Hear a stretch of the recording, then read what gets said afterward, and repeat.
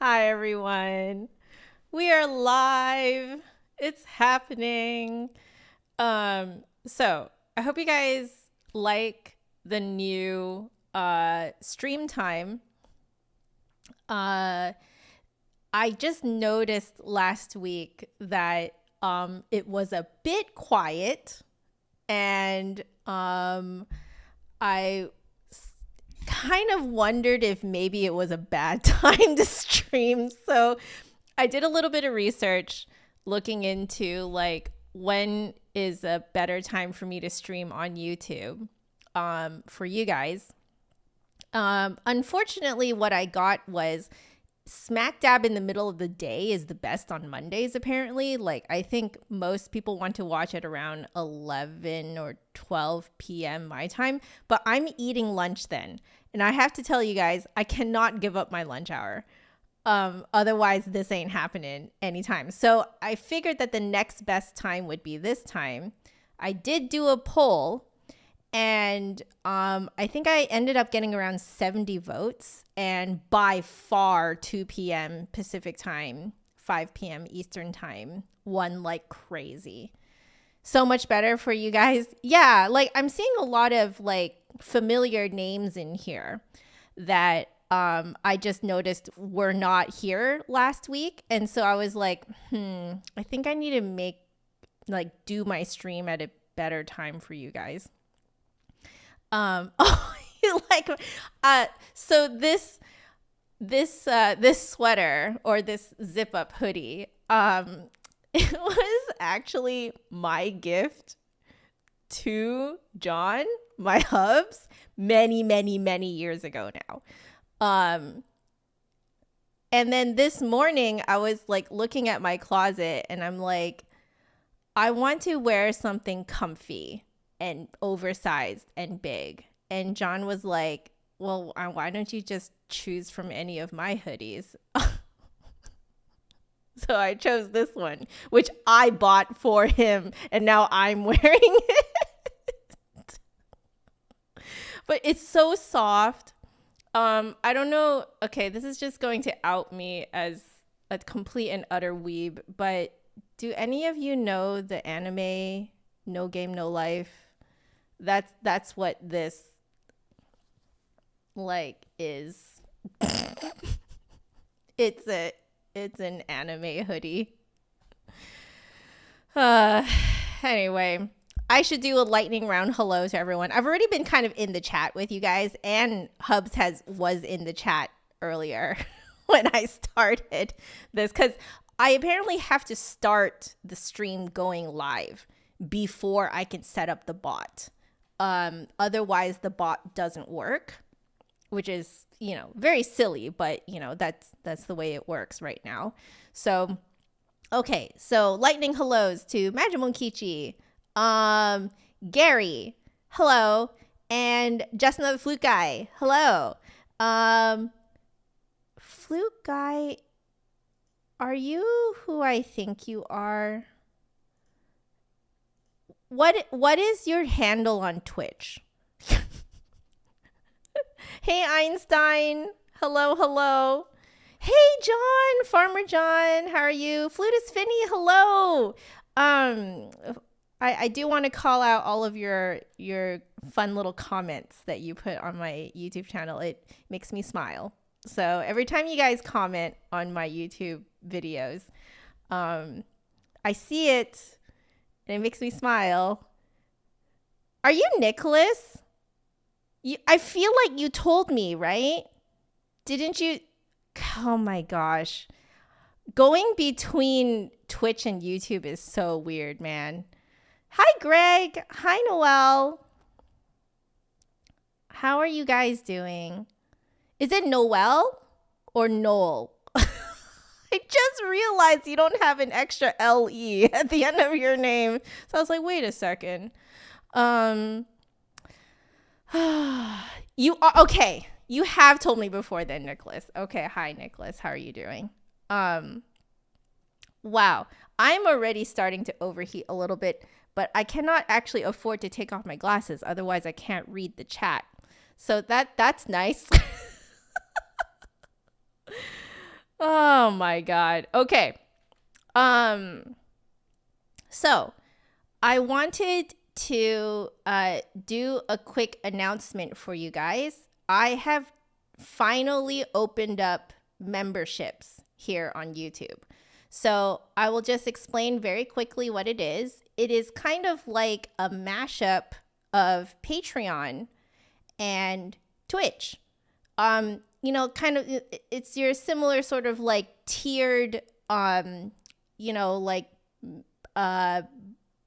subscription, monthly subscription thing that you can do. So right now, the perks for memberships are a little bare bones, partially because I'm still feeling it out. And so I just wanted to, if you guys, I think, how do you guys even become a member? Let me see how this even works. I think, okay, if I go view on YouTube, okay, I'm just going to pause that, and then let's see. Ah, right. Yes, there we go. Okay. If you guys click on the join button underneath this playing video, then you will see a little pop-up that says join this channel, get access to membership perks. So I tried to make the perks pretty cheap for you guys because I know we're all broke musicians in here. Okay. So the first tier is I literally just called them JAF 1, 2, and 3 because I was thinking that maybe in the future I could come up with fun little names with you guys. So I didn't try to push my creativity too hard. But the first tier, you get loyalty badges next to your name that show up in chat. And you can also use custom emojis. So these custom emojis are emojis that you can use if you are a subscriber of mine on Twitch too. I put them here on YouTube as well. So you can use my home-drawn spam can drawing. So you can literally spam the chat. I have a little roll call emoji because I like to do my Lightening Hellos. So in order for me to more easily see you in the chat, so I can say my Lightening Hellos, we've made this little check mark roll call thing that you can spam into the chat so I can see you. There's a boombox emoji because sometimes I need to take a break, maybe go to the bathroom or grab some more water. And then usually you guys, for some reason, really like to party it up in the chat while I'm gone. So there's a little boombox there. And then the last one is just a little shot of my flute, Rose. And you can just spam that whenever you want. So we can make some more emojis in the future, but those are the 4 that I have right now. And then let's see. So JAF 2. Oh my gosh. Oh, Magic Mokichi, thank you for becoming my first member. My God, thank you. So that's at $4.99 a month. Oh, the first tier was only at $2.99 a month. It's literally only $3. Just to be completely transparent for you guys, it is actually a better deal for me here on YouTube than on Twitch. On Twitch, I think they take about a 50% cut.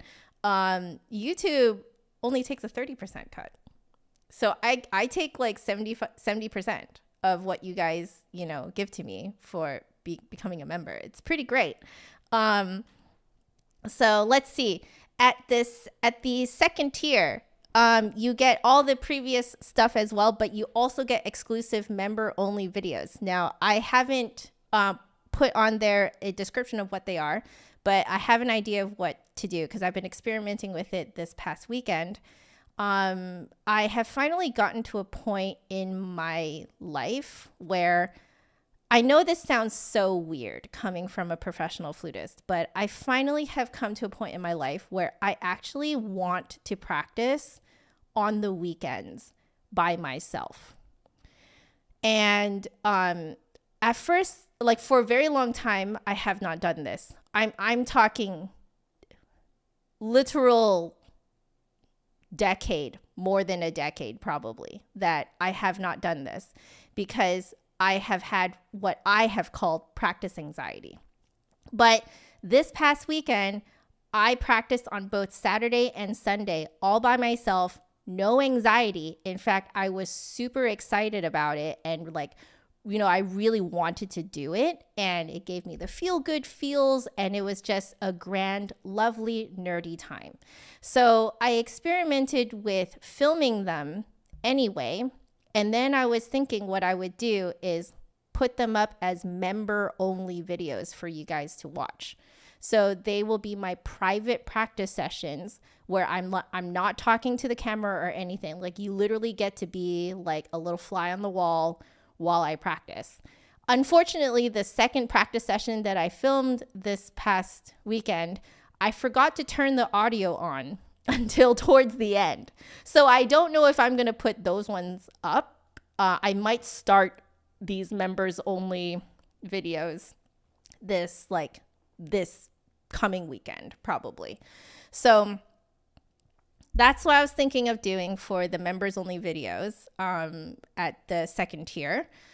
And you get all the other perks from before too. And then the third tier, because I wanted to make sure that I give you guys perks that I can actually uphold. So at the third tier, especially because you are paying quite a bit more than other people, I want to extend to you a discount to my merchandise. So this perk, 50% off on all my merch. So that code will be, we will see that code if you actually pay for that particular tier. So I was thinking in the future I might change up the perks, especially as I figure out what I can do best. Let's see. Oh, right.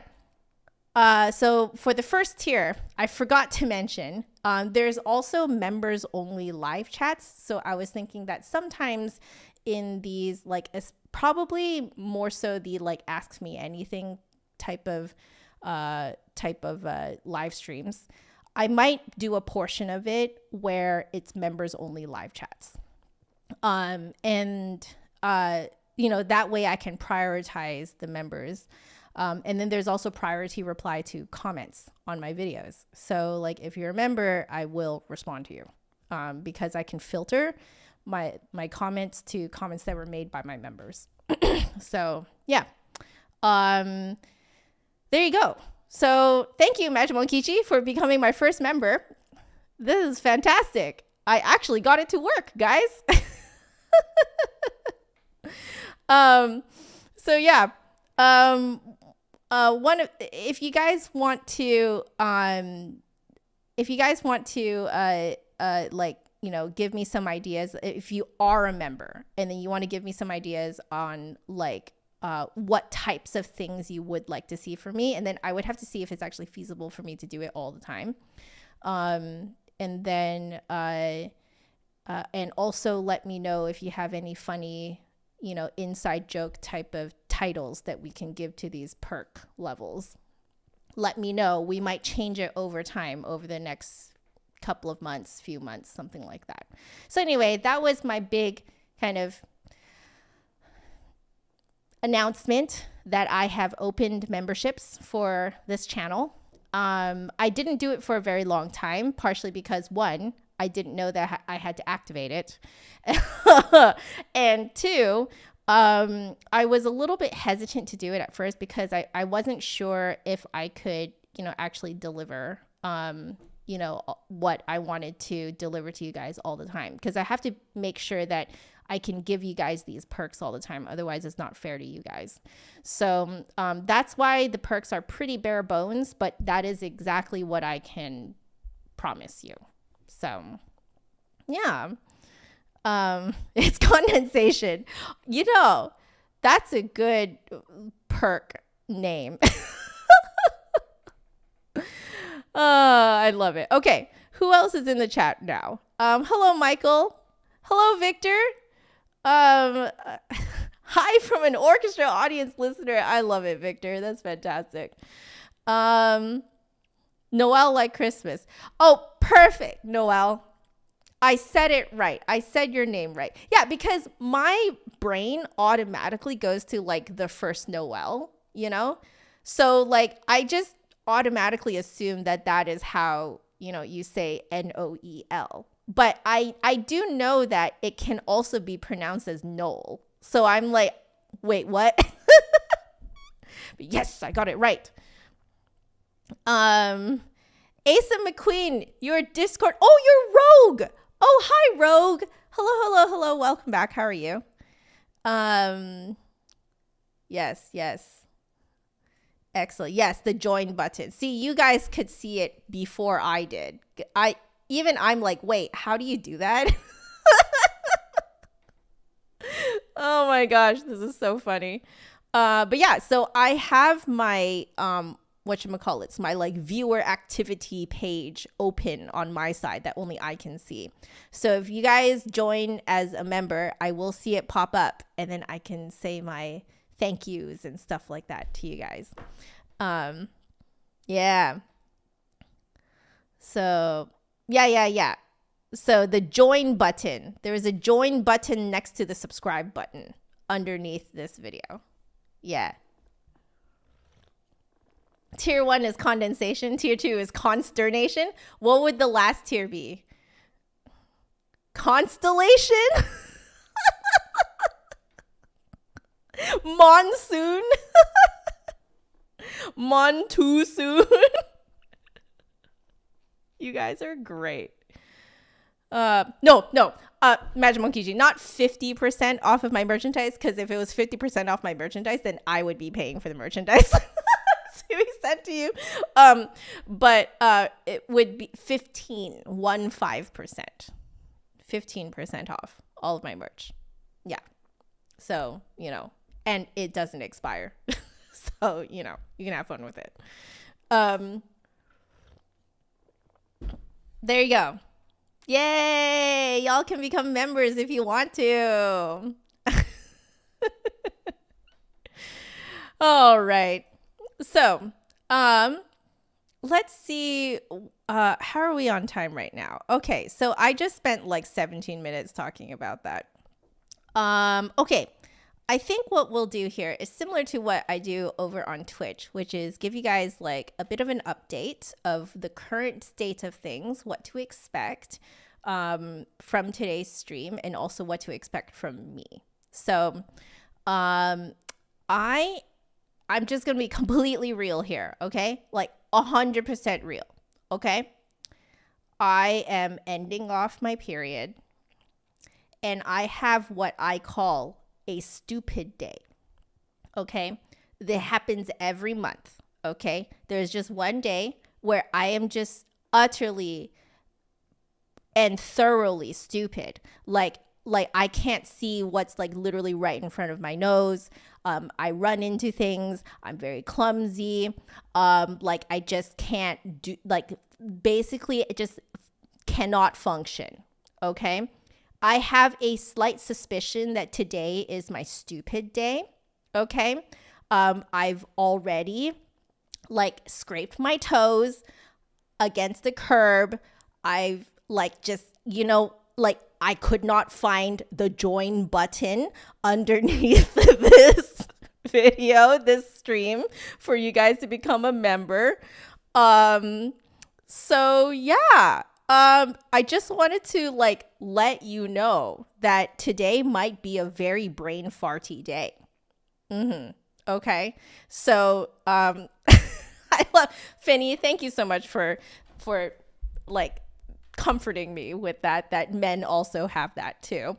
Yeah, it's a hormonal thing. Okay. So I don't want to hide the fact that I have a sneaky suspicion that today is my stupid day.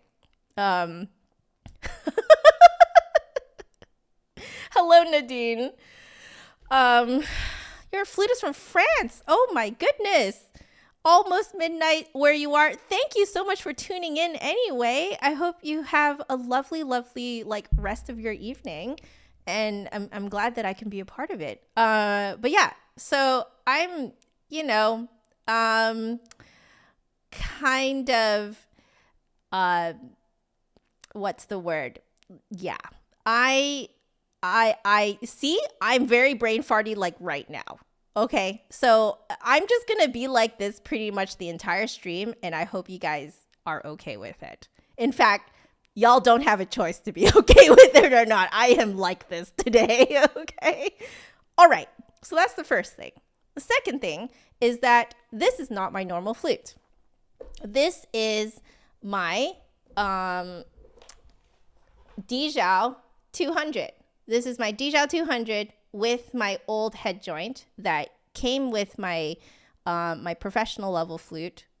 We call her Rose because she's made out of rose gold. And now the reason why I have this set up right now is because I literally just sent off my flute for a COA at the Flute Center. Like literally just sent it off. And this weekend, I tried out a combination of the Dijou 200 with my old head joint plus the silver Lafrique, because I always feel like the gold, the full rose gold head joint does not have quite enough bite as I want. Like it doesn't have enough edge to the sound that I really want.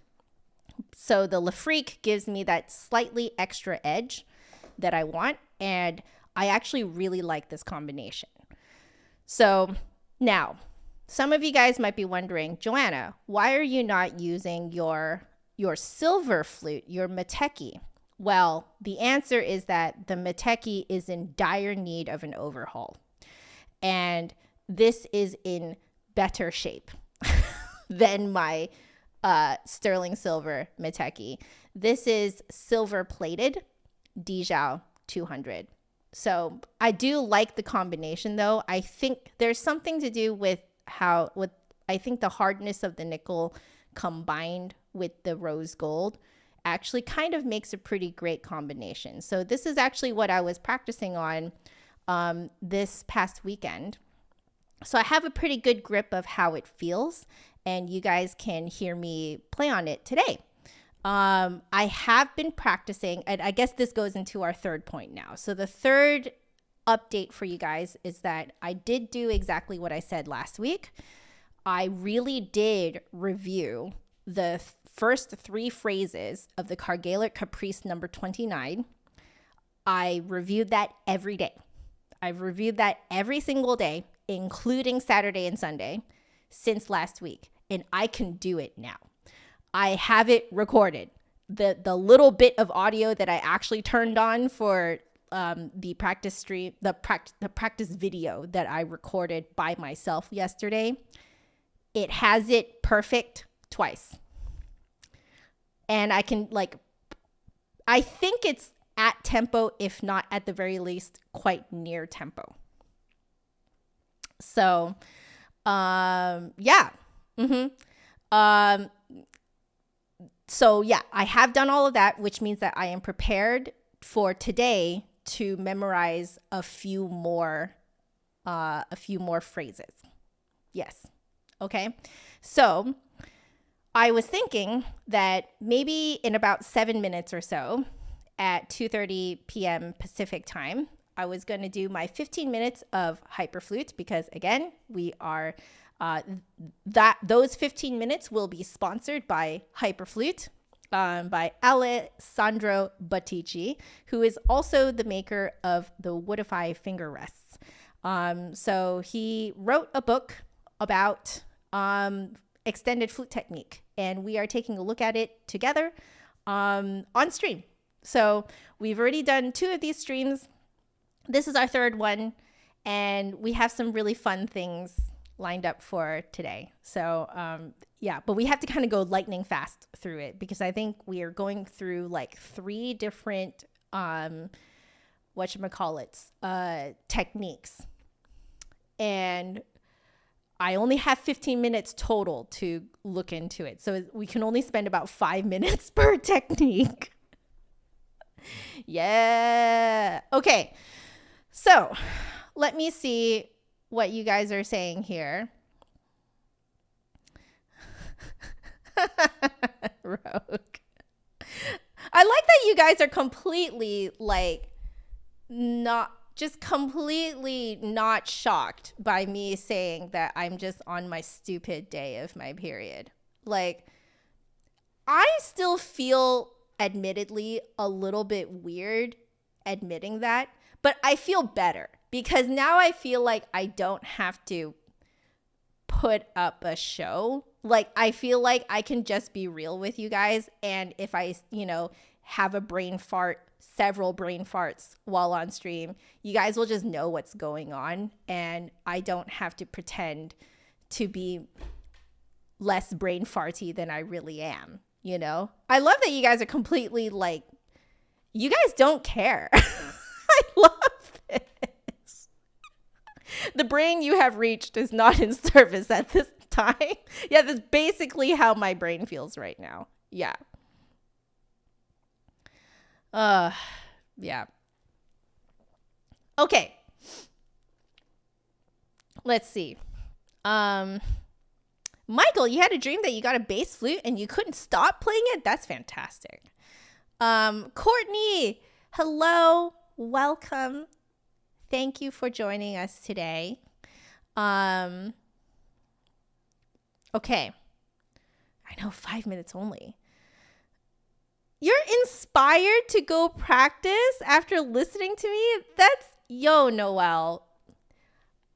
That is a huge honor to me. A huge honor because I myself have been working on my own practice anxiety for so long that like I just don't my brain still hasn't really caught up with the fact that I do this all the time now, that I just come on here and talk about, I guess the realities of actually doing this as a craft, and I just show all my flaws and whatever, because I think I still have pretty bad imposter syndrome, but my way of counteracting it is to come on here and just talk about the realities of what it's like doing this for a living, and also what it is actually like perfecting your craft. And two, I just practice on here, like online, so that, once that little voice in my brain goes like, oh, like, when are they going to find out you're a fraud and you can't play the flute? Then I'm like, well, if they think that, then they already think that, because every time I pick up the flute, it is going to be online, probably with the exception of yesterday and the day before's practice session. I don't know if I'm going to put those up. I might anyway, because maybe what I might do is just do a little fast forwarded version of the parts that have no audio and then just like, tack on the last little bit for you guys to hear that, for basically only Magic Wonkichi can watch that one right now, because that is going to be a members only video. Yeah.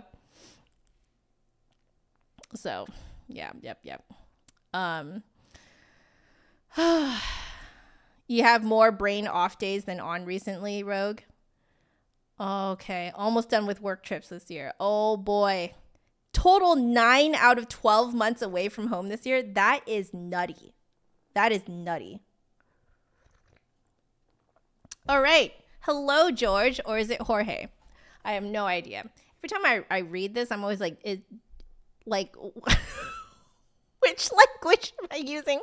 Any tips for motivation? You're currently a college student, and for some reason, you can't find motivation to practice at home. When you're in school, you're fine, but being home makes it hard to practice. Okay. It's complicated, is what I'll tell you, because what you have to do is find out why it's hard to practice at home, right?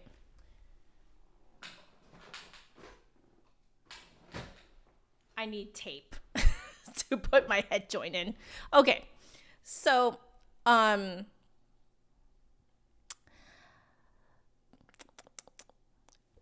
I can only tell you what my journey was like, because I don't have a lot of information about what you're going through. And so I can only speak for myself is what I am saying. Now, it took me a long time to find out why I could not practice at home. And I had to, like, that was why I made myself go on Twitch and practice for an audience, because I could do that, but I could not practice by myself at home. And it took a lot of self-reflection, but I think it was maybe after a year to a year and a half of actively reflecting on why I have so much trouble practicing on my own. Like, that's when I discovered that I had really bad, what I call practice anxiety. Essentially, it's like I take out the case and I have this sort of paralyzing anxiety when I even see the case and it's not even open yet.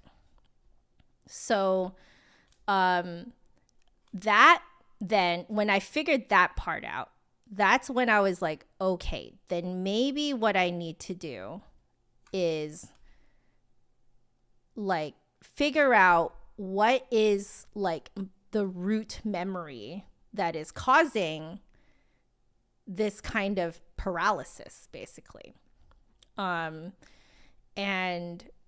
I just kind of realized after a while that for me, it was the way that I talk to myself when I'm alone. That it was very problematic. Like, I would berate myself and not be very productive at all. Like, it was just, oh, I'm bad at this. And, you know, like, I don't deserve to play the flute because I'm bad, you know? But really, what I needed to do, and I kind of did this accidentally, was to learn how to coach myself in a healthy manner.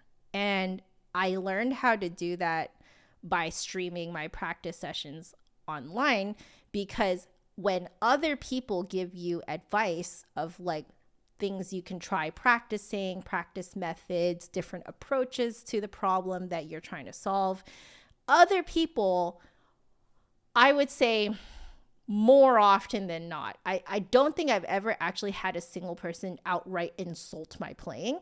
Everyone is just really wanting to be helpful, and other people speak to me so much more kindly than I was speaking to myself. And having that constant juxtaposition of how other people talk to me versus how I talk to myself, that made me realize, like, maybe that's why I don't want to practice when I'm by myself, is because I talk to myself really horribly. Like, it's almost like self-abuse, you know? So if not, it is self-abuse with the way that I was talking to myself.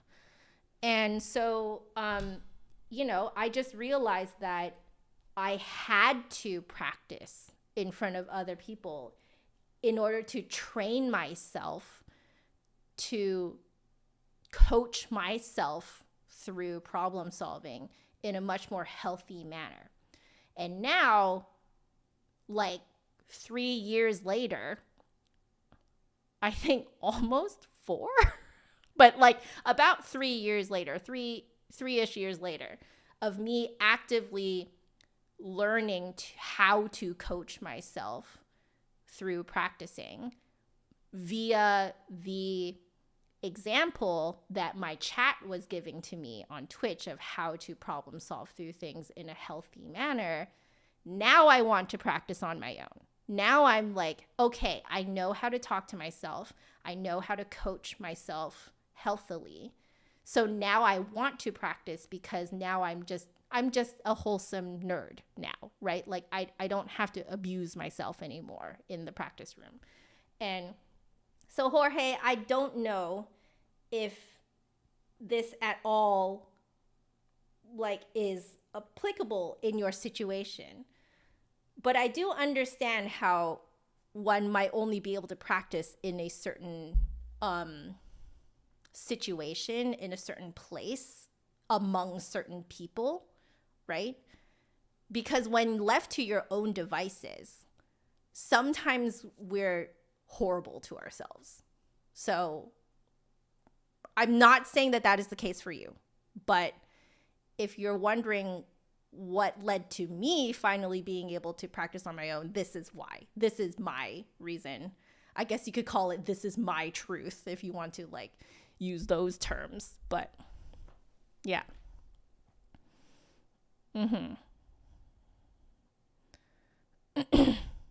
Yeah. The cult of spam forgives all floating errors. Yeah, basically. I mean, that's why I was able to practice in front of you guys, because you guys were a lot more forgiving of me than I was of me, you know? Yeah. Oh, interesting, Majmokichi. So for you, you have to get a different visual stimuli to keep that part of your brain distracted. Interesting. So, Finny, you're asking if this was before my degree that I was already like this. Yes, I was already like this for a very long time. Probably since high school, but my practice anxiety just went unchecked up until like 3 years ago, basically. Yeah. So, yeah. Oh, yeah. The join button might not be available on all devices. Yeah. The join button, I do know that on iPad, if you want to see the join button, I think you have to open the description under the video. Like you have to click on the like show more or whatever words that it uses. And then, because I have seen the join button before. I think it was on my iPad, but I'm not sure. But I definitely have seen the join button on my phone. So if you like I have an Android phone. So if you go on, I definitely have seen the join button there. Yeah. There is an app where you can join to practice together virtually. I don't remember what it's called, but there is one out there that a lot of people use. Yeah. You're in a similar boat too, Nicholas? Self-deprecating. Sometimes your friends tell you you're too mean to yourself. Yeah, like other people are way nicer to you than you are to yourself. And like I discovered that I was like down the deep end. Like deep end. Like I haven't actually even told you guys who have been following me for the last 3 years on Twitch. I haven't actually even told you guys how mean I can be to myself, because I can't bring myself to say it on camera, you know? Like, I don't want to set that kind of example for other people to talk to themselves like that, right? So, like, but if you guys knew how I used to talk to myself, you guys would be like, oh, well, no wonder you have practice anxiety, you know? Oh, Stage Time. That's actually a different app than the one I've heard of. One of my students uses a different app, but that's so great. Jorge, you like my advice. Okay, that's good. Good. It is helpful. You're very welcome, Jorge. You're very welcome. And that also gave me plenty of time to put together my flute. So thank you very much. We're a little bit late to start our 15 minutes, but that's okay. Let's just do this, shall we? So we shall move to this screen here. Yes. Today, we will be looking at Embouchure. Okay, so we have 5 minutes to take a look at what Ale is saying here about like different things that you can do with your embouchure. Okay, so let's see. The shape of the embouchure is one of the key elements to verify the quality of sound. Yes, very true. 3 distinct parameters. Okay, what are these 3 distinct parameters? The opening of the tone hole / playing position, the rotation of the instrument. Yep. And the tightness of the embouchure. So the aperture. So aperture, rotation of the instrument itself. And I guess the first one is how much of the tone hole you're covering. That is very true. Very, very true. Okay, so playing position. Key indication to explain how to perform a particular technique describes whether you're playing in normal position or if you are covering the tone holes with the lips or even closing it with the tongue. I have done that before. I have done that. Okay. I actually have never seen this, like, I guess, symbols or notation for what to do with your embouchure. That's so cool. That's actually super helpful. So from left to right, so this one is open tone hole, and then half open, half closed. So open on the sides. Oh. Covered tone hole.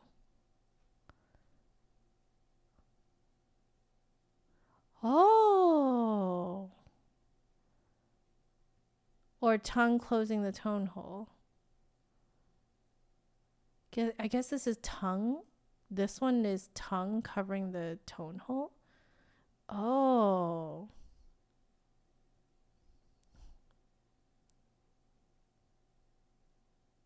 I wonder how this one works. The half open, half closed.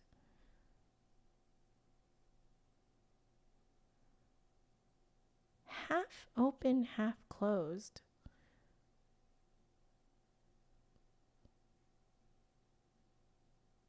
I wonder. Okay, is it? So normal would be.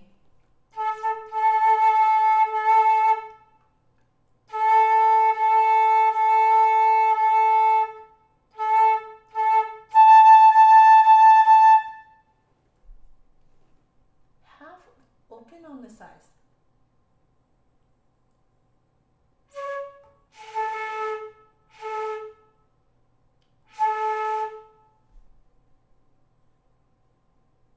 Playing position.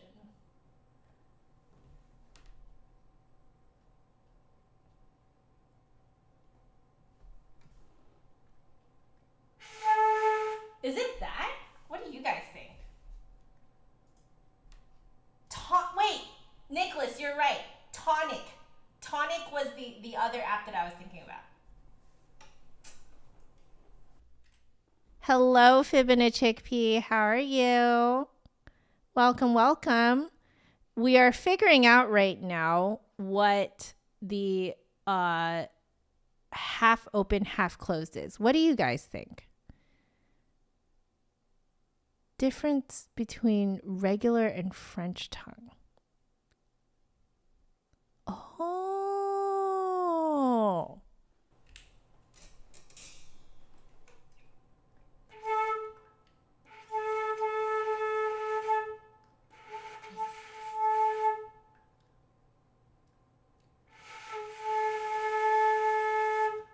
Something like that.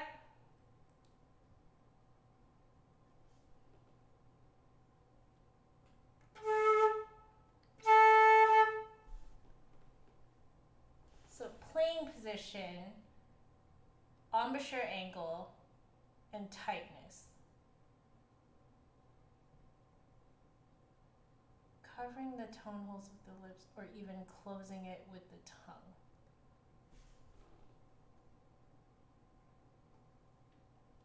Because what I have done before is straight up, like I had to flutter into the head joint while covering the entire hole. So I have done that before.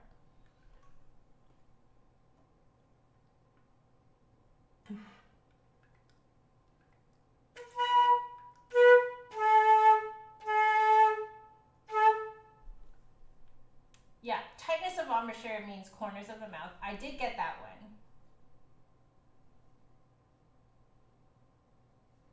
Step 1. Louis, hello. Howdy, howdy. Difference between regular and French tone. I think so. Like that? Oh, tone hole as in embouchure hole, right? So, and then like that?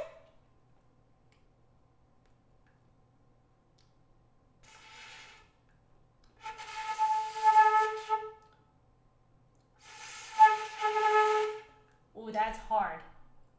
That's hard.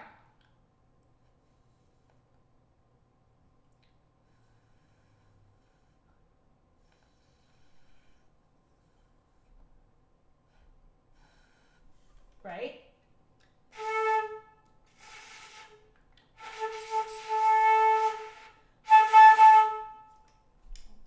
Okay.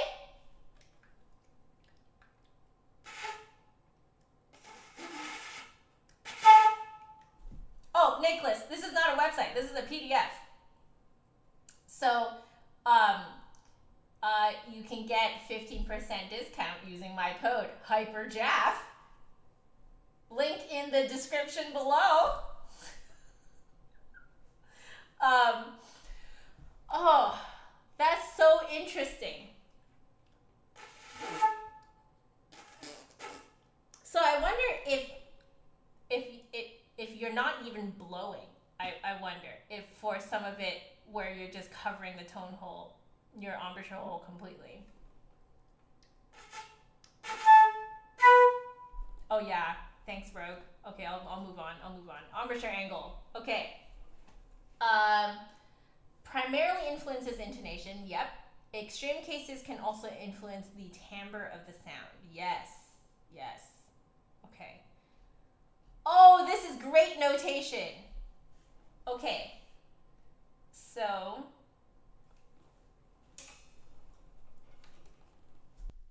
all right. So the U-shaped symbol shows the normal lip instrument position, which is in the middle. Other symbols describe inwards, which is it pointing to the left, and then outwards, which is pointing to the right. Okay, the different degree of rotation of the symbol describes the different amount of rotation of the instrument whilst still producing a recognizable pitch.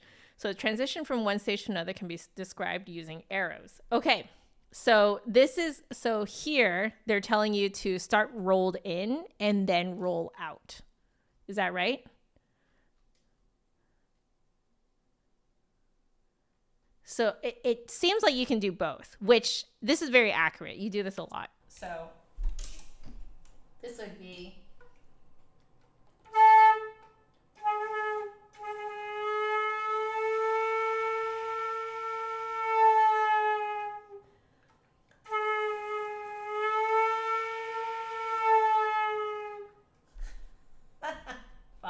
Okay, embouchure tension, the change in tension, widely used to achieve special colors. So an unfocused embouchure produces a toneless, airy sound. Yes, it does. On the other hand, a tight embouchure results in a very dark, centered tone. This technique can be sometimes referred to with terms of overpressure / underpressure. Ah, okay. So notation of this change in tension is less standardized. Yep.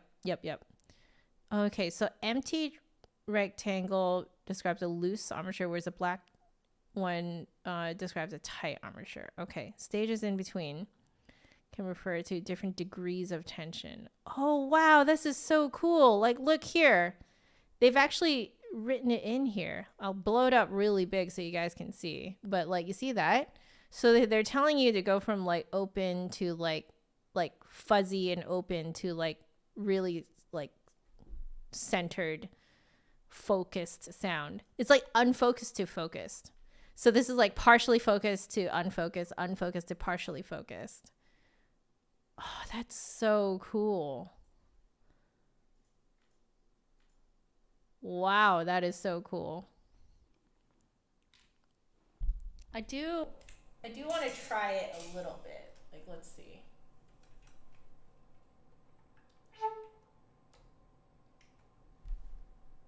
Goodness gracious.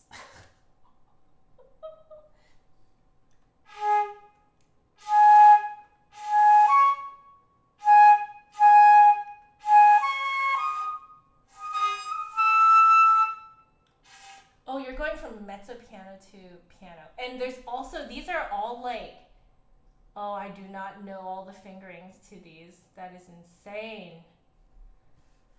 Oh. But yeah, it has that kind of feel.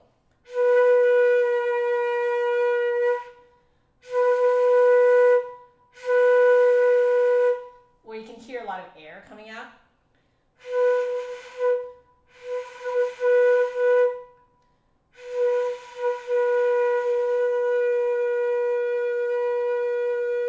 So that's like from unfocused to focus, like loose to tight.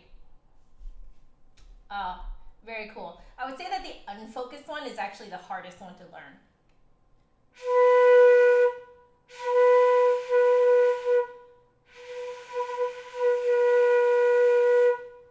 A little bit unreliable, but yeah, you definitely have to practice that.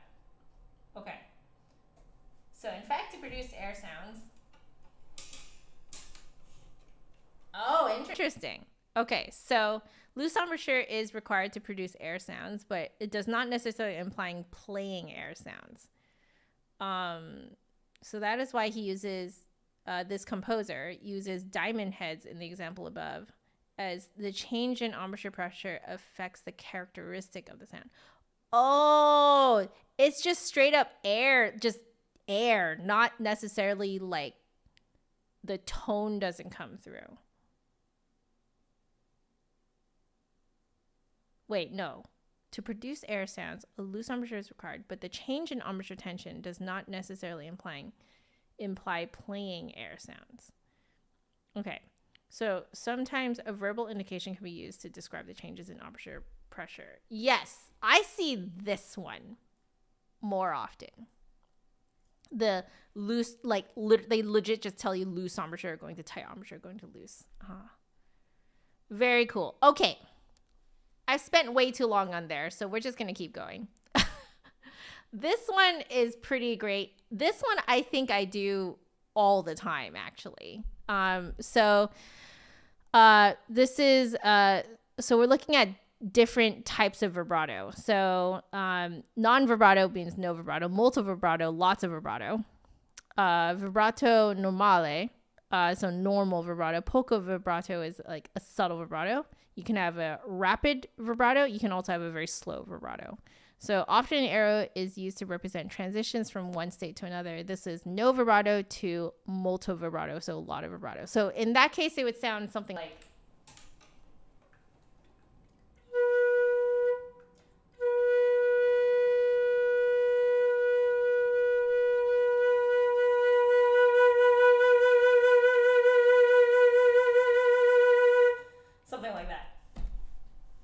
I think what I use the most is the other way around. So you go.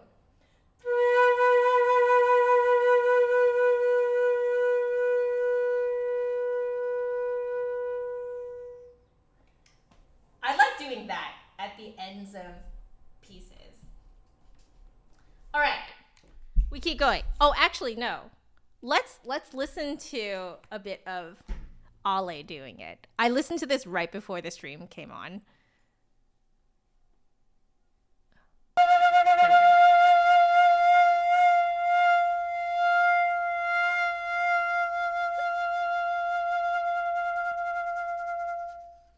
I like that little that one.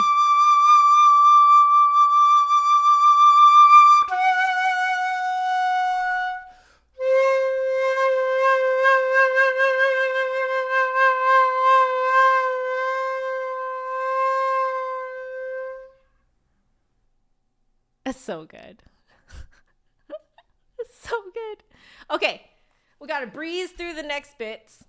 Okay, smorzato. Kind of mechanical vibrato produced by a wide movement of the lower lip, and oh, it's doing this.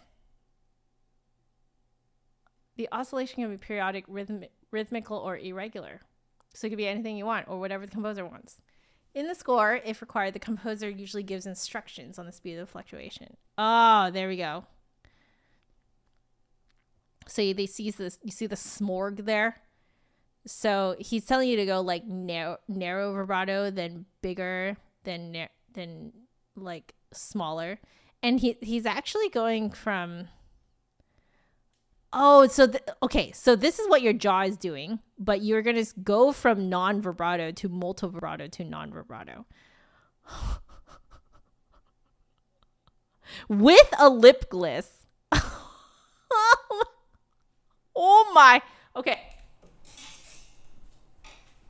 So we're going...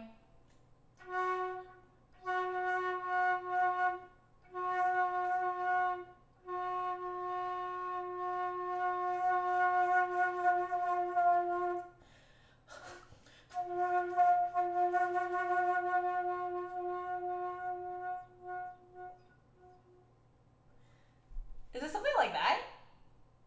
That's so cool.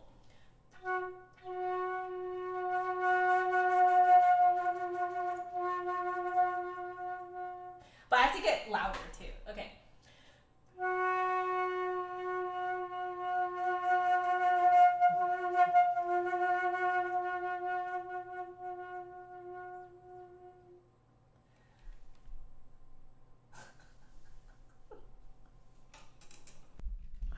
Oh, I didn't know that existed. That is so cool.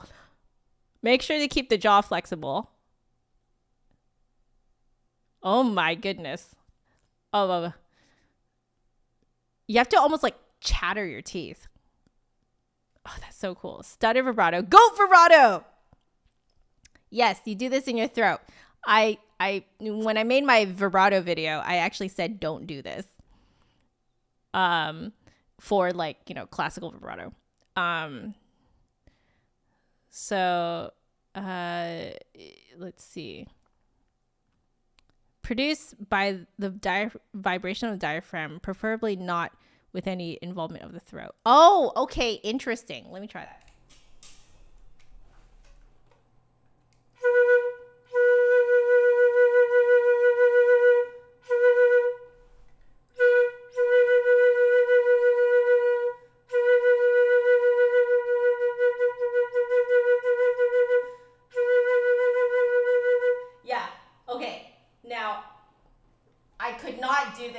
This year because you have to use your diaphragm, and you can't use your diaphragm like that if you have a pelvic tilt, and I had a pelvic tilt. In fact, some days I still find myself going back into it, but that's really interesting. It all comes from like down here. Let me see if I can just back it up a bit.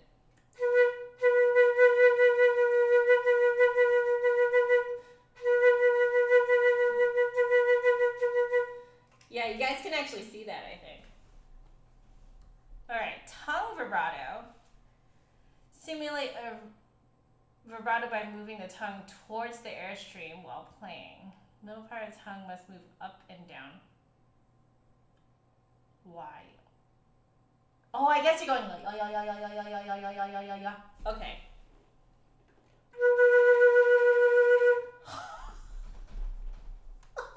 Okay.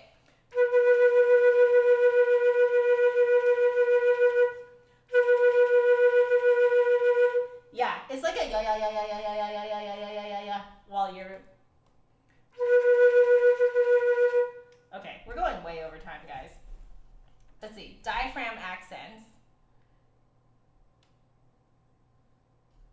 Engages the body intensively. It might cause your throat to close and do... Oh, wow.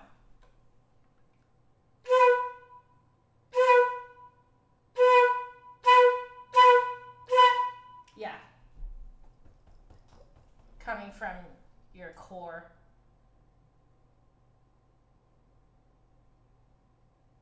Wow. Okay, were we gonna do flutter tongue today? We were. Okay, well, whatever. Let's just do a little bit. Yeah. Okay, this is the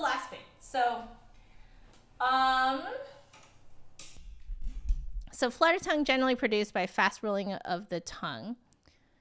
Yeah, so I cannot actually roll my R's. So I can't actually do it this way.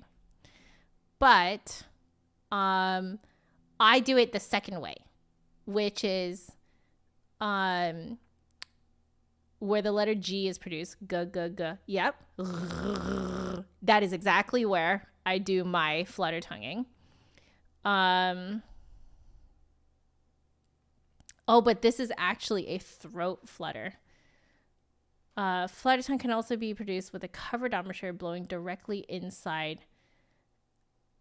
Yes, I've done this one. This one I've done in an actual piece by the Tomasz, the composer who hired me this past year. So if you are unable to do the oh, interesting. So I think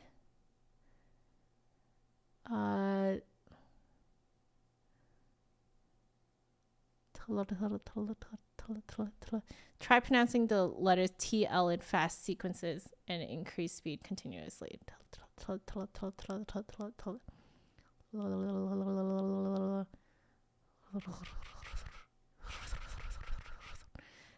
That's the most that I can roll my R's. But I did have to do the gurgling one to practice my flutter tonguing. So I went from like that, and then I brought it forward. Fix the tip of the tongue to the palate and lift your head up while you do that. Oh, interesting. I haven't done that. The rolling movement going towards the front part of the tongue.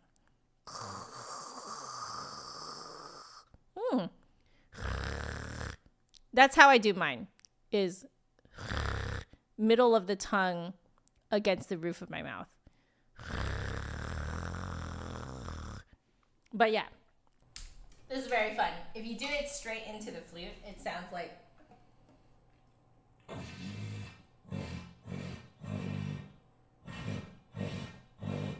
has that kind of, it's like a rumble effect. It's pretty gnarly. I love it though.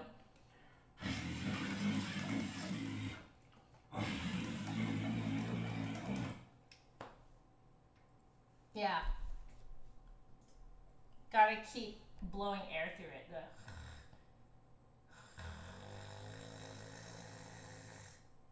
That's more forward than I've ever done it before.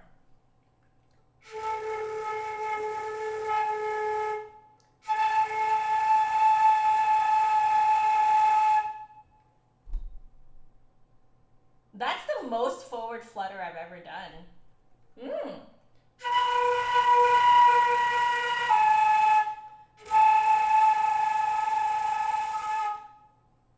Yeah, for the TL.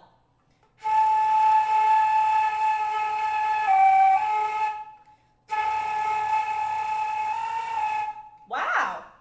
I never thought that I could make my flutter sound like that. Cool. Okay. We're done, guys. For today. For today, we are done. And I went way overboard with that because I couldn't figure out the first one. But it's okay. Let us go back here. That was really fun. I'm just going to go up through the chat and see what you guys were saying. Yeah, the rice trick for the tonguing. That is really fantastic because it teaches you to release your tongue, not to make your tongue go forward when you tongue. It's really great for doing that. Yeah, like spitting out a grain of rice. That's actually like the movement your tongue needs to make when you're tonguing, is the release, not so much the attack. Yeah.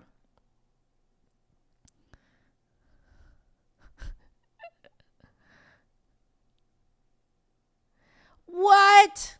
Nicholas, one of your trainers. Wait, what? So their teacher can go from double tonguing to flutter tonguing. then slow the flutter down to a double tonguing. Wait, I need to try that.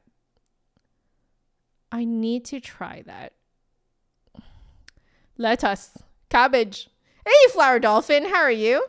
No worries about being an hour late. I've also just been like, you know, having fun. It doesn't even feel like it's been an hour. Oh my gosh, where did the time go? Okay. I want to try what Just Another Flute Guy, also known as Nicholas, is saying here in the chat. Let me try that. Now, there's a specific reason why I want to try it, and it is because if I am correct, I believe that Dennis Boryakov. Now, if Dennis ever sees this and wants to correct me, I am totally down for it. But there is a part in the third movement of the Ibert Concerto where he double tongues so fast, I swear it is a slow flutter. I swear it is. There's no way to do a true full contact double tonguing as fast as he's doing it there. So let me see if I can do what your teacher is saying, what your teacher's teacher, or your teacher trainer's teacher. Okay. I want to see if I can do it.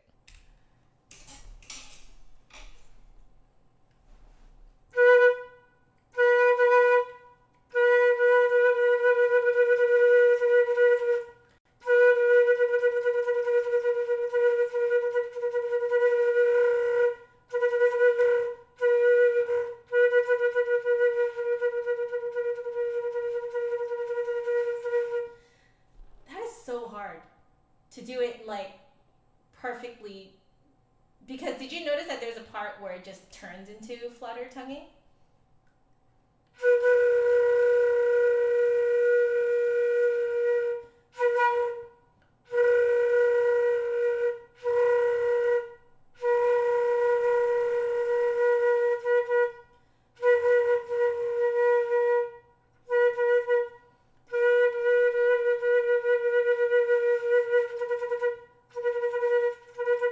Put that flutter up behind your front teeth.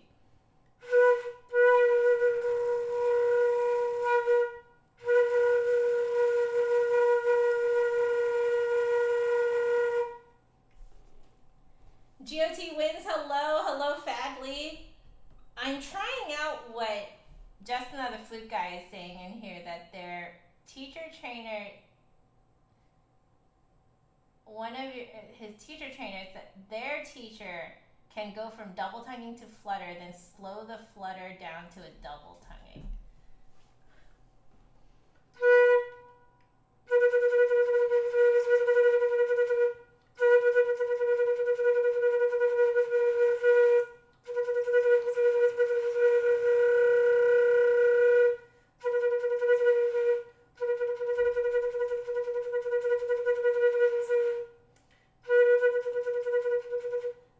No offense taken. It sounds like you learning to trill. I wonder if it's the same thing.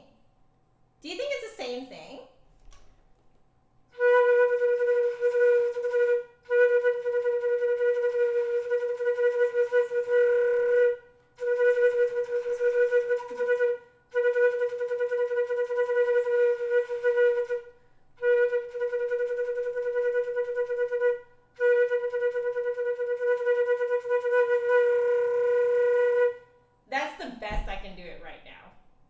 Oh yeah, I need a support. Why don't I stand?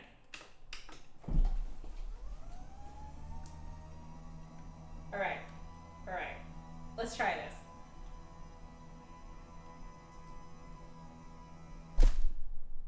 That's a little too tall, isn't it? There. Okay.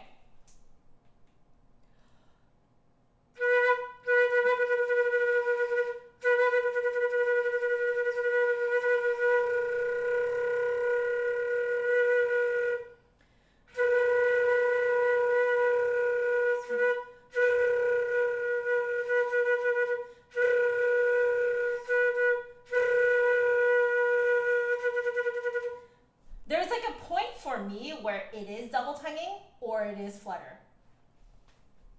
Enjoy your lark.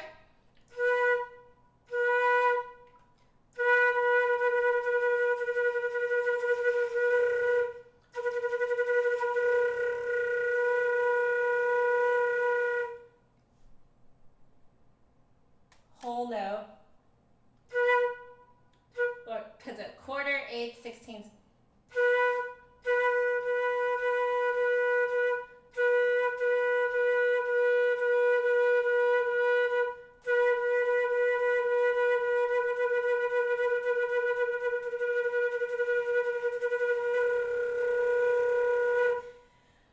I think that's the best that I can do.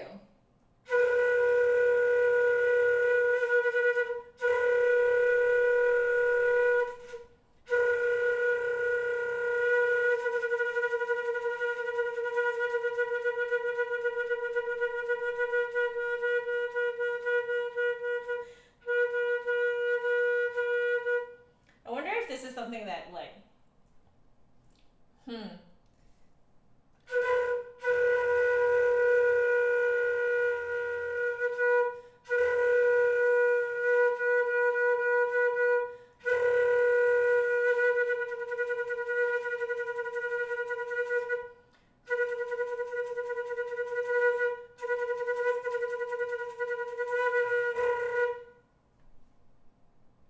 do I say crotchet, quavers, and semi-quaver? No. I don't think in Canada we do it. The only place that I can think of in Canada who would do it, is Montreal. That I think Montreal, like if any province in Canada would call it crotchet, quavers, and semi-quaver, it would be Montreal, but I'm not sure. I don't think so though, because I have students in Montreal and we just call it quarter notes, eighths, 16ths, etc. Yeah, I had it for a few seconds, right?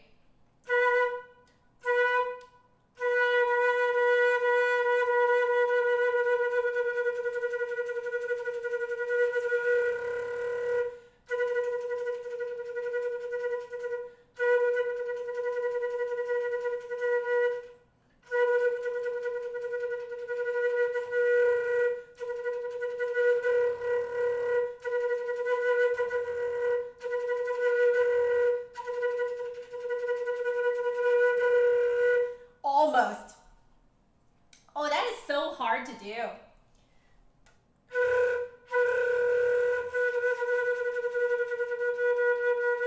Montreal is Quebec. Montreal is a beautiful town, beautiful city. Last year we went to Montreal. We're visiting friends and stuff, and we may have eaten 5 poutines in a single week. Now, for those of you watching who've never heard of what a poutine is, it is fries, preferably double fried, with cheese curds, nice squeaky cheese curds with gravy, like a brown gravy all over it. And it is so good. There's nowhere in the world that makes it as good as Montreal. Nowhere in the world. It is just delightful, you know?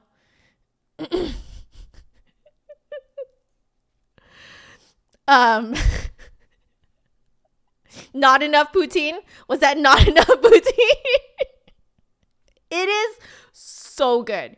I had a version of poutine over there that included Montreal smoked meat. Now, also, if you guys are not vegetarian and you would enjoy yourself some smoked meat, it is very expensive, but it is very good. I had a Montreal smoked meat poutine. It was, so good. It was amazing. It was so good. If you guys have not had like actual legit Montreal smoked meat, so good. The other thing that Montreal does really well is bagels. Okay. I will completely admit I have not had a legit New York bagel yet. Okay. I had an okay so-so one, but not from like one of the better known New York bagel shops. Okay. But I did not really like bagels until I had a Montreal bagel. It was, guys, so good. Do I have a favorite poutine recipe? No, I don't. Because the only times that I've had poutine was in Toronto and in Montreal. Montreal is just, oh, guys. Okay. But the really funny thing about Quebec, though, is that as a province, they're sort of, they really want to preserve the French Canadian culture. But they do it to a fault. And it is kind of adorable, I have to say. But that is also the reason why in Quebec, they tune to A equals 442 instead of A equals 440 like the rest of North America. You know, things like that, you know? But man, the poutine is nowhere else in the world makes poutine as good as Montreal does. Nowhere else in the world. It has to be in Quebec. Has to be in Quebec. Oh my gosh. Yeah.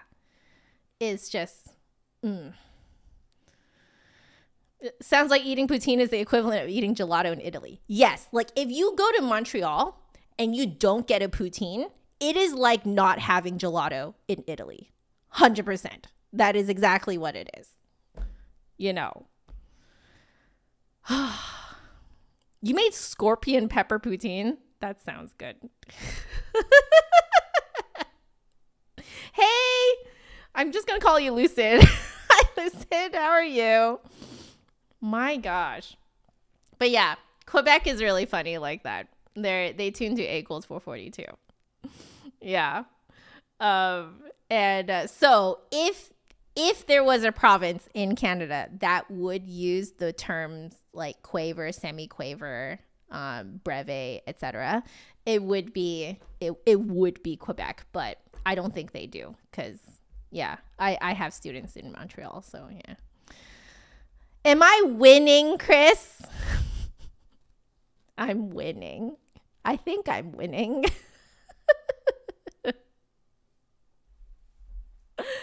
Oh my gosh. Anyway, shall we? Let us, we need to do our bit now. Our bit where I memorize the Karg-Elert in front of you guys. Okay? Are you guys ready for this? I don't know if I'm ready for this. But what I'm going to do is, let me put the music over here, but I'm going to minimize it first. No, maybe what I'll do is I'll go here. And we will, there we go. Okay, you guys see the music. So, perfect. There we go. Okay. I think you guys can see the whole thing. I feel like there, that's better. Okay. So, I'm not going to look at the music, guys. The music is over here, but I'm going to look over here, okay? At the chat. My chat is over here. And I am going to play the first 3 phrases from memory. Cold. All right.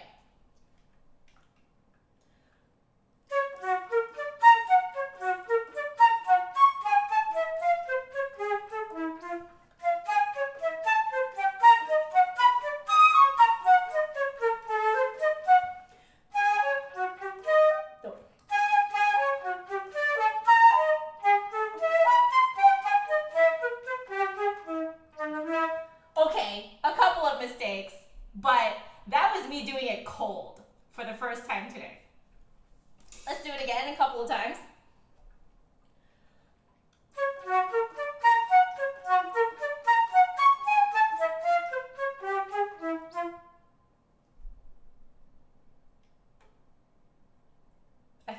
that right? My gosh. One more time.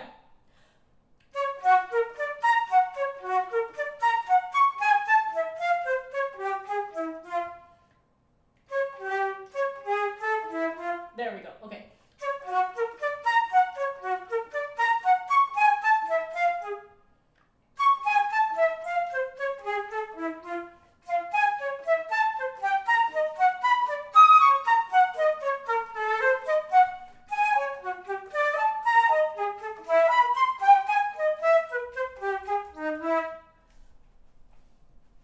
All right.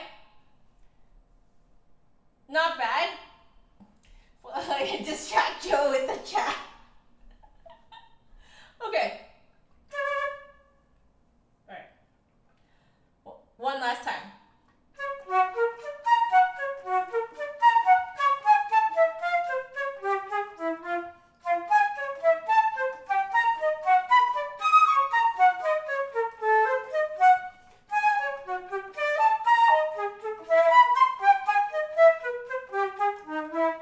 Okay, not bad.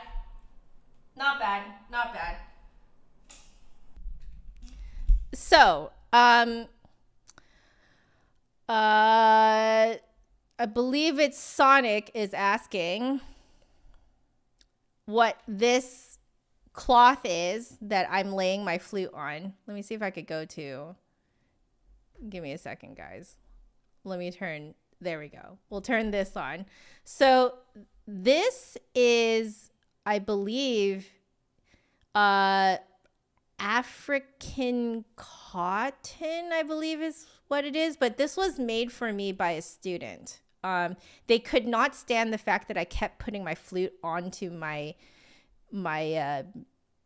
desk without some sort of padding on there.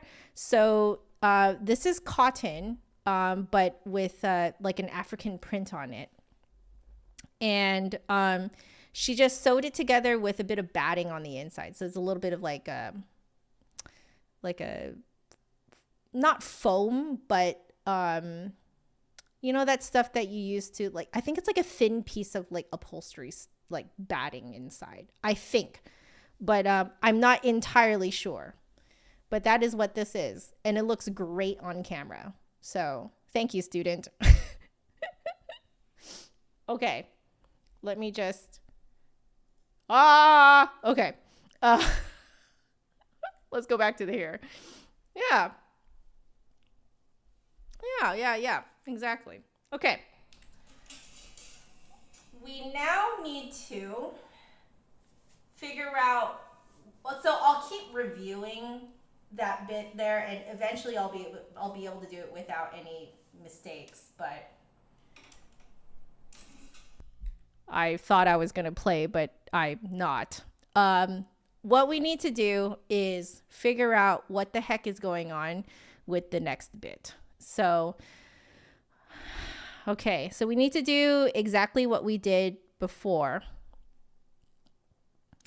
which is figure out like what are the where you have to reverse engineer everything. So we already have a bit of a pattern established of what is happening. So we can just sort of follow that. So looking at right here, looking at these notes, we are looking at C sharp major, but very broken.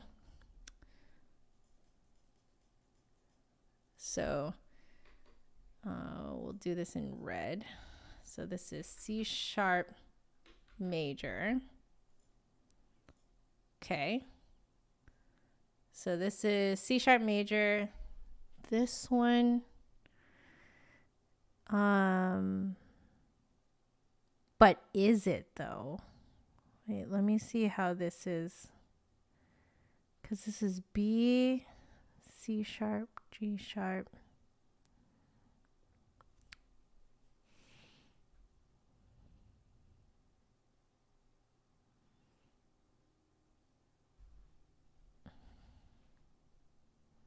Ah, yes. The those gamer mouse pads from Daiso also work well too. because you get the really long ones that are you're supposed to put like your keyboard and your mouse on top of them. Those ones tend to fit flutes pretty well. Okay, let's see. What the heck is going on here? Dee-da, dee-da, da, da. Dee-da, da, da, dee-da, da. Oh my gosh. Okay.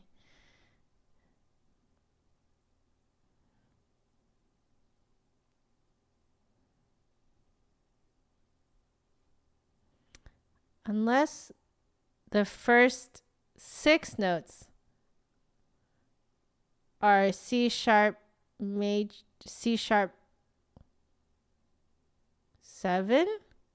If it's C sharp 7 going to, that would make sense, because then that would be a dominant 7. So if we just call this C sharp 7, and that persists.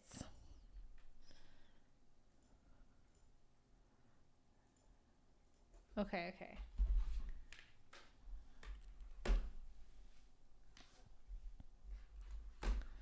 So it's like super wide and broken, but it does persist to there. And then that would resolve to F sharp major. Yeah, because this will be F sharp major. And then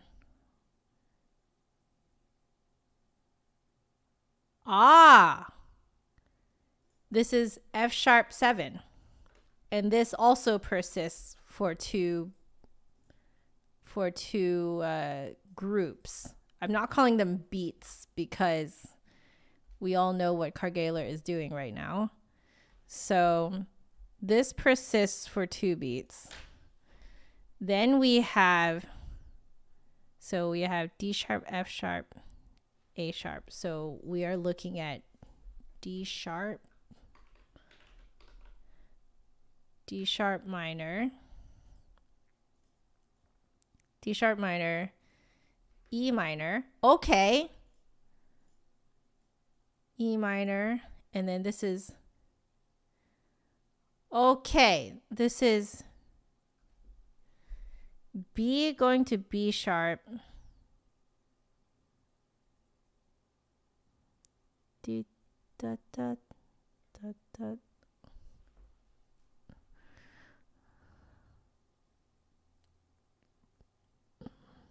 Okay, if we look at the first note, da, da, da, da, E sharp. Oh, what is going on here?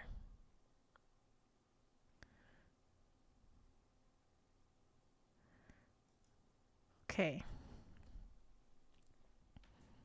I think this might be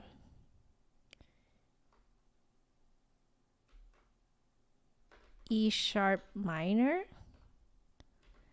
And what we then have is we have, maybe we should use a different color. We'll use a light blue. So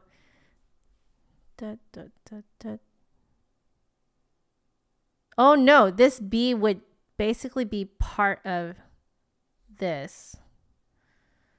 Then this is E sharp minor. And then I think essentially this is a, what's the note? It's an ornamental note. In anticipation, I believe, is what it's called, because it's anticipating the C sharp. What do you guys think? You don't have the patience to look through and analyze like this. Do you know why I'm doing it like this? It's because I need something to memorize. Like, I need some sort of form to memorize. If I have no form to memorize, then I feel like I have nothing to go on, you know? Okay. Okay. So, all right. So now we have da da da da da da da dee da dee da dee da. Let's see. What would this be?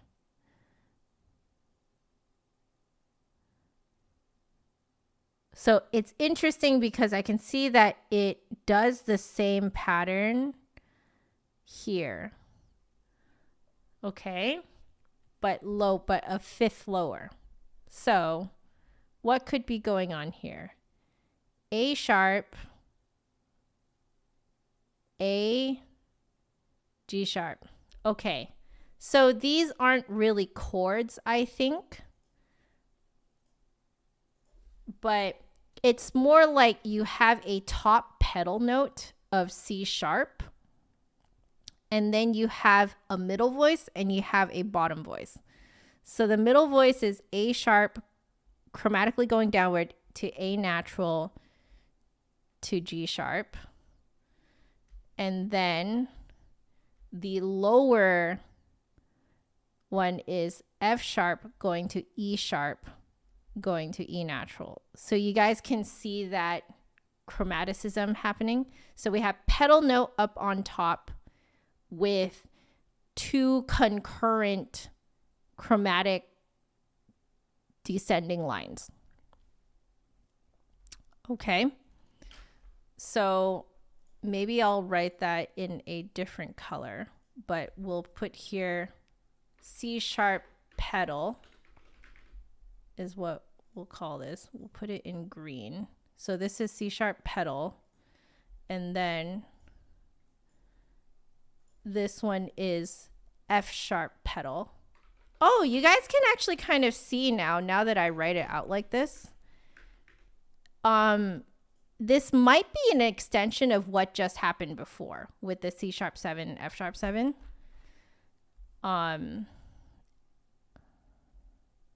Okay, so this one is chromaticism from D sharp going to D natural going to C sharp. Yeah, okay. And then the bottom descending line is B natural because there's no B sharp in the key signature. So it's B natural going to A sharp going to A natural. Yeah, so it's still chromatically going down. Okay, and then what we have here is chromaticism going up. So we have now, it technically, I would say, technically starts here. F sharp, G, G sharp, A sharp, B sharp going into our C sharp. So chromaticism, more chromaticism, and then I'm just going to make sure that these are, I think these are all perfect fourths. Yeah, so this is chromatic line in fourths. So chromatic scale in, I guess, inverted fourths is technically what it's called, right? I think. Yeah. Okay.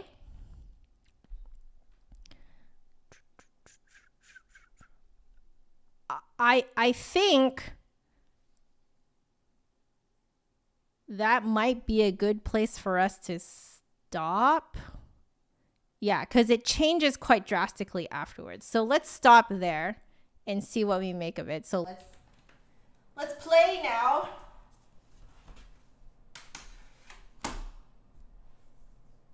Oh, it's okay, Nicholas. Go and enjoy studio class.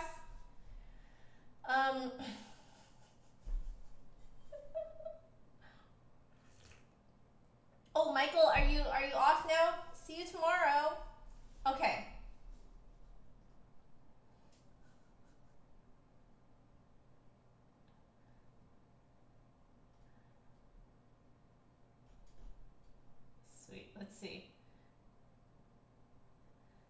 risante as a musical description is very unusual. Yes. Yes, indeed. I don't think I've ever seen that as a musical description either. Okay. We will try playing this.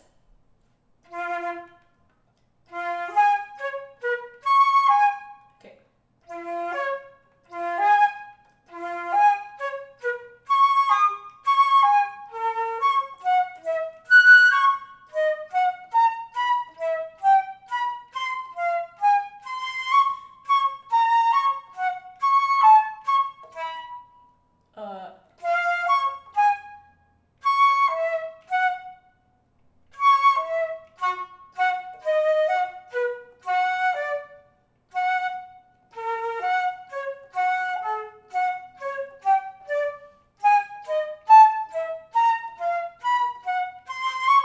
Okay, so hands down, the worst part to memorize about this will be the C sharp pedal part and the F sharp pedal part. So I'm just gonna focus on that part right now.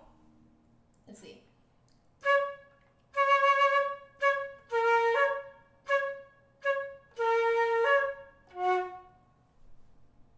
So I think what I can think of is that in order to start,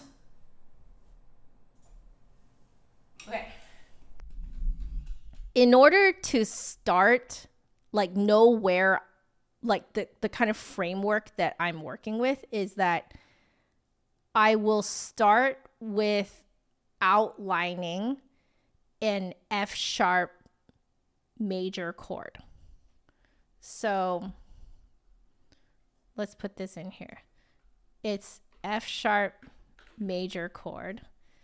And then when we get here, this one outlines a B major chord.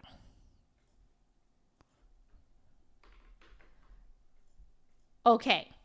Okay. So that is how I'm going to remember what notes to actually hit. Okay. So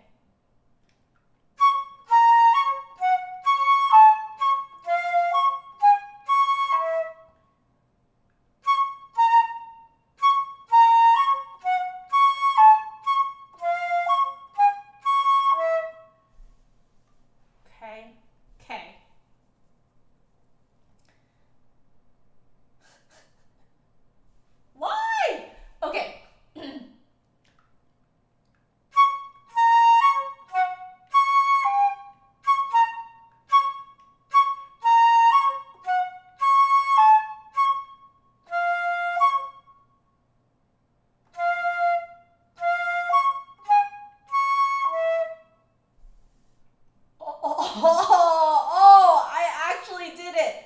Okay. I wasn't looking there. So.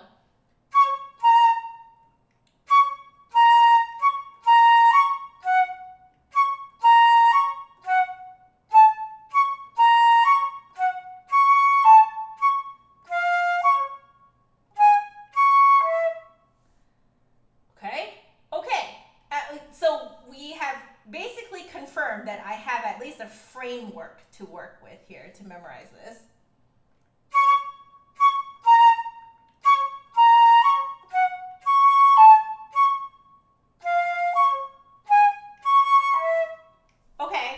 Okay, it's not bad. So essentially it's, once I establish this chord here with the F sharp major, I know that the next high note has to be the upper descending line, which means that it has to be an A natural. Then I go up back to the C sharp, and then I know that the next note has to be the next note of the lower descending chromatic line. go back to the C sharp, then I'm on the third note for the higher descending line, then back to the C sharp, then I'm now on the third note of the lower descending line, right? So 1, 2, 3, yeah. Okay, we have a framework to work with.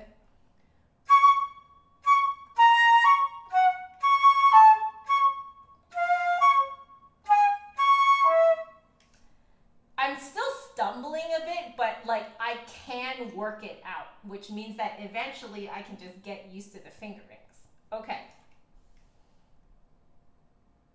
Oh, no need to push so hard. Okay.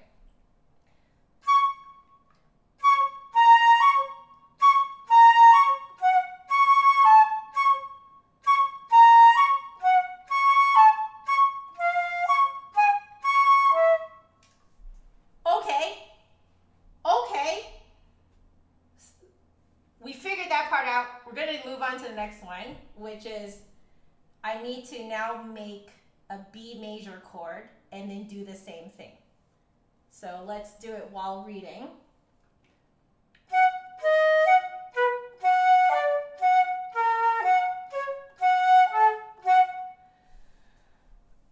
I think I don't actually need to do the next one because the next note goes with the next part that we're dealing with. Okay.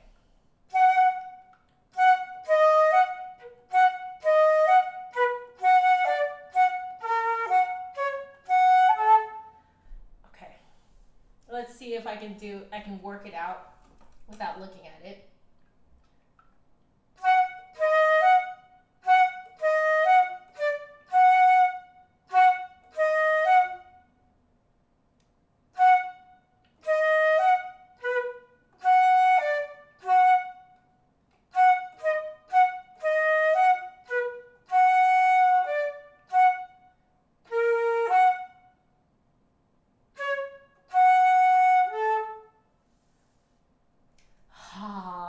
Okay, I can work it out. Essentially, I can reverse engineer what I'm doing. Let's do this a few more times. Okay.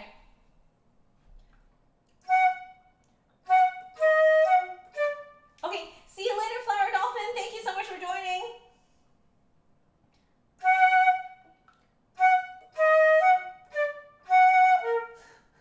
Carrie. Okay.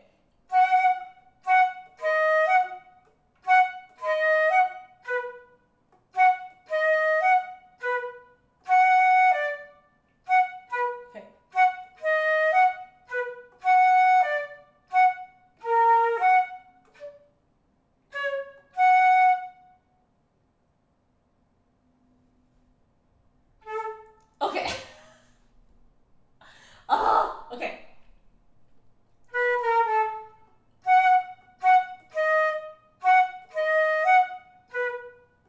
So, okay, start with B major.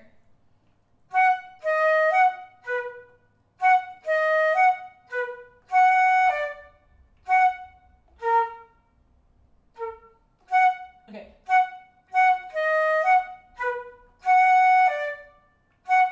No.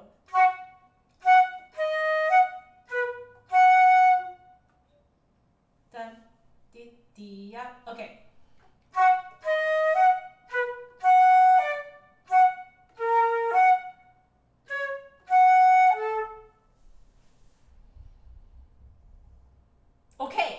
Okay. It's like because my fingers just like don't know the sequencing at all, but my brain is like knows what comes next, but my fingers are like, really? Okay.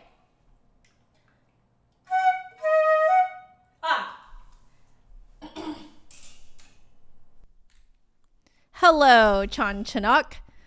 I am playing my, this is one of my backup flutes. It's a Dijau 200. So it's actually a beginner model flute. This is my old head joint. It's a 10K rose gold, Brannon.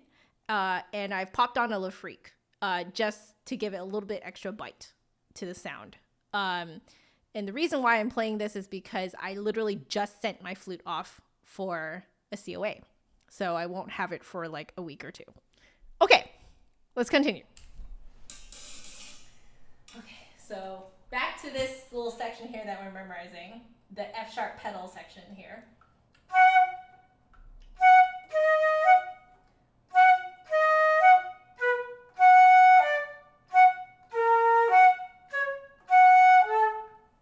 Hey, that's getting easier now. Okay, because now I've like convinced my fingers that like this is the way you're supposed to do it. Okay.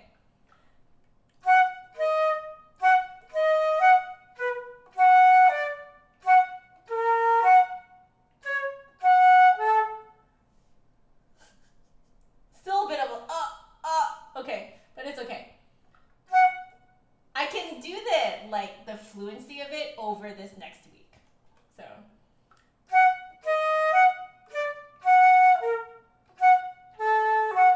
no.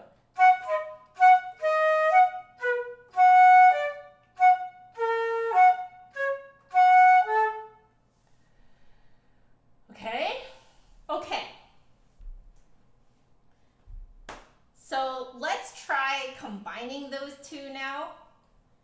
So we start with F sharp major chord, and then we do this weird like chromatic dissension thing.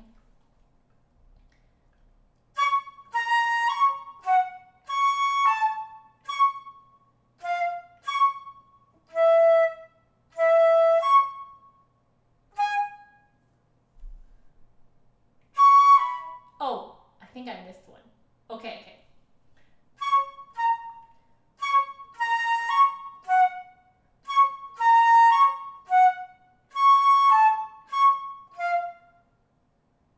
No.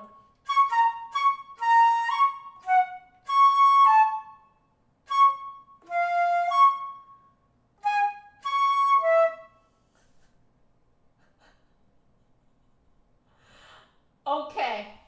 Okay.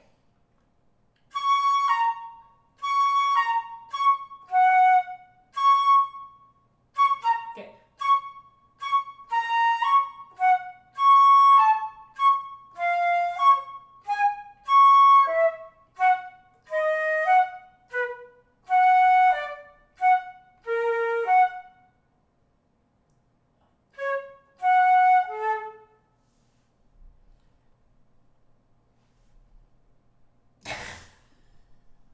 Did I do it? I think I did it. Oh my gosh! Yes, I remember you, Swanoi. I remember you. Oh. You know, I am so glad I switched to this time to stream, because I feel like I am catching more of like my regulars now, which is really nice. Oh, fantastic. Okay, see you later, Fadley. Thank you so much for hanging out with us. Thank you, thank you. Oh, is she creeping forward to? Oh my God, you're right. Okay, let me. What would I do without you guys? I don't even know what I would do. Thank you for letting me know. I think it's from like putting my flute down on the putting it onto the table here. I think it moves the bead, this little bead over. Okay, thank you. Thank you. Okay, let's see.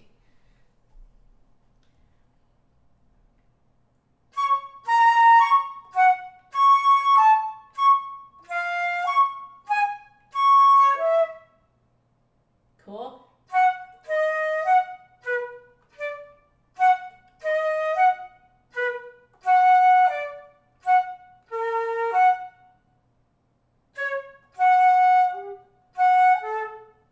Not quite.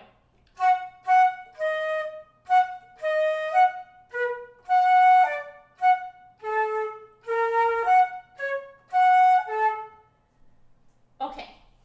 Okay. This is really hard to memorize. All right.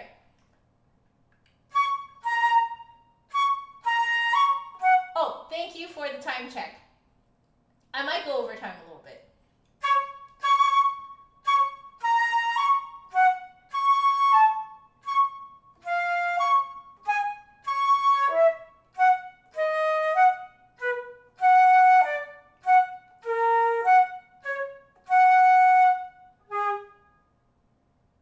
No.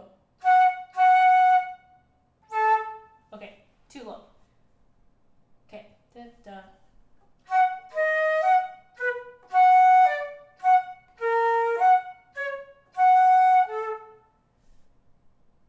Okay. Okay, we're getting used to it.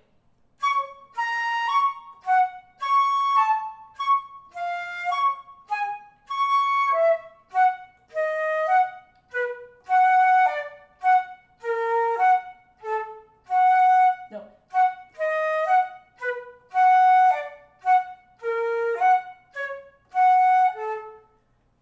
Okay. It's not musical at all right now, but you know, we'll get to that later. Okay. Oh.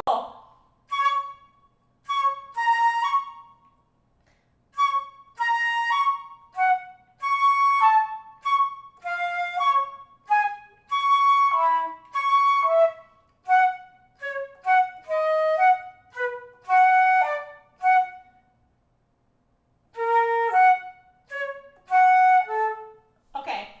Okay. We're getting it.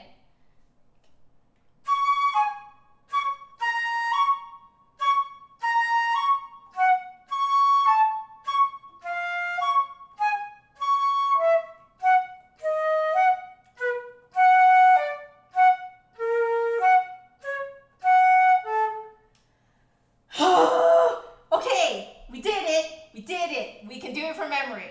Okay. Closer to my time now. Yes, Wanoi. Yeah. Also, yeah, Magic Monkichi had so helpful linking all of those, my stream schedule and stuff like that. Yeah, so you can sync it to your calendar if you want to, straight from that Google Calendar. And then that way your Google Calendar will just tell you when I'm on. A musician not being musical. I know, right? Okay. Okay, so now we can memorize the easier parts. That was by far the hardest to memorize. Oh my gosh. Okay, so now we're doing, okay, C#7, very broken C#7 into very broken F#7. And then D# minor, E minor, E# minor. Okay. We'll play while reading first.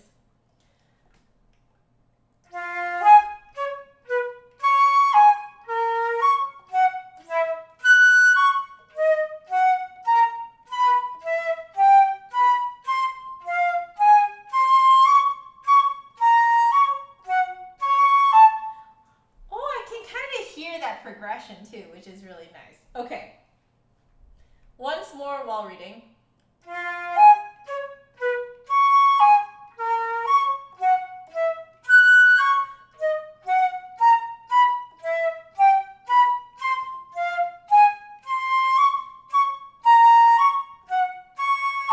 Okay. A bot needs a backup flute command. That's a good idea. You know, let me just straight up make it right now. Otherwise, I'm going to forget and I'm not going to make it after this. All right. So we're basically taking a little bit of a break right now. My poor brain, man. Okay. So let's see. I'm going to copy !flute.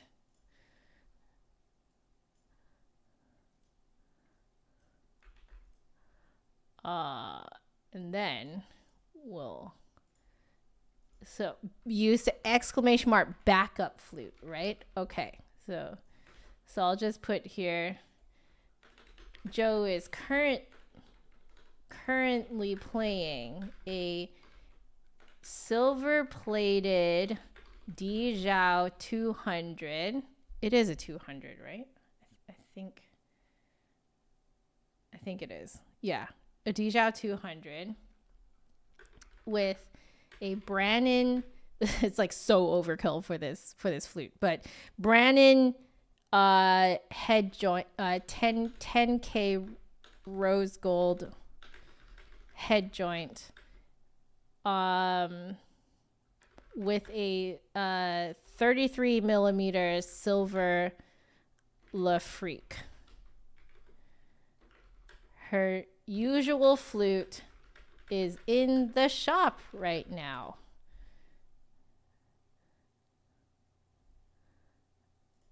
There. Okay, try it out, guys. Try out exclamation mark backup flute. I think it should do it. Cool. Okay. All right. Distract Joe achievement unlocked. Oh, you guys. Okay. So let's see.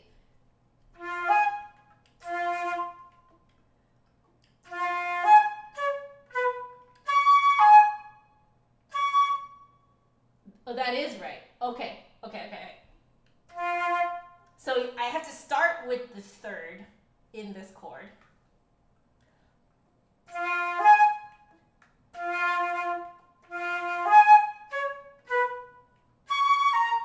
What cut is this, Brandon?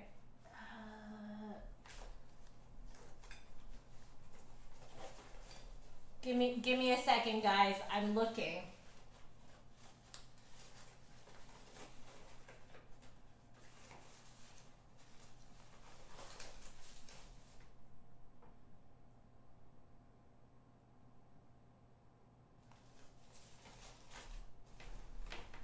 Okay. It is a modern Cooper head joint style. Modern Cooper. Yeah, that's what it is. I'll put that in here too.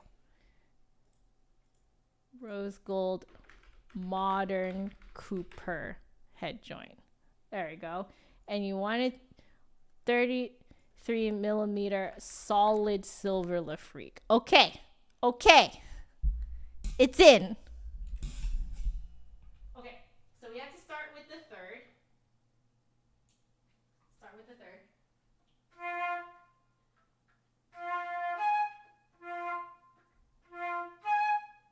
Okay, with a slur up.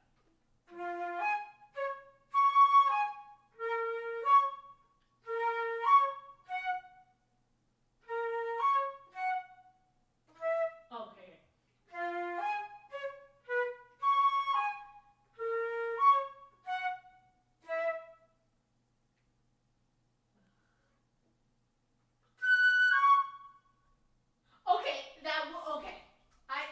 I reverse engineered that so I could figure out what that was. Okay, have a nice evening, Sonoy. Thank you for joining.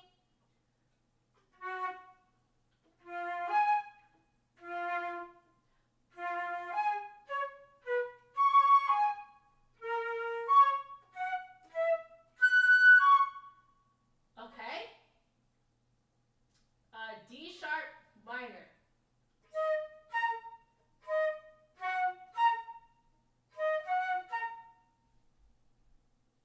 Oh, okay, that was right.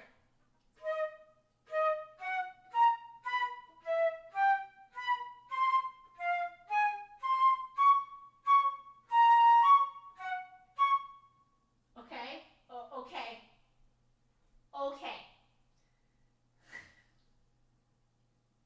We go again. All right. Well, why isn't it changing microphones?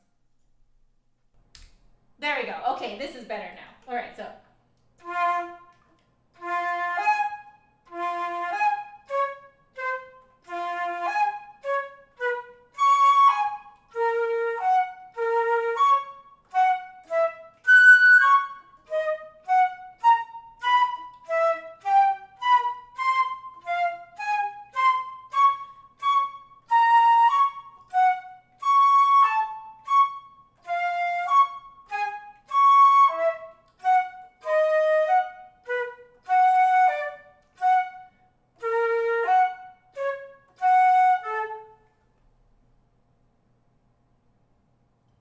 We did it! All right, last bit to memorize is actually really easy. So I start from the F sharp and we're just doing F sharp chromatic scale in inverted fourths. All the way up to the B sharp going into the C sharp. Okay, all right, not bad. So this would be.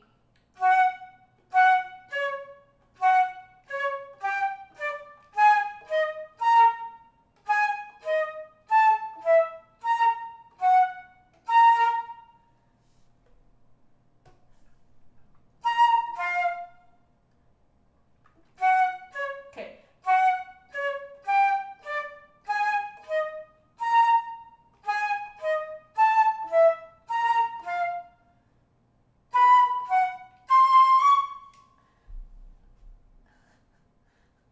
Okay, clearly my fingers don't know that sequencing, so we're gonna practice that again without looking.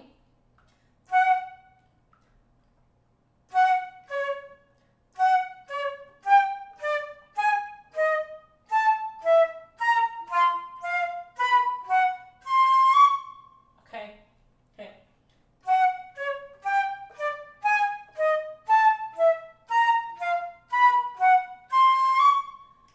Okay.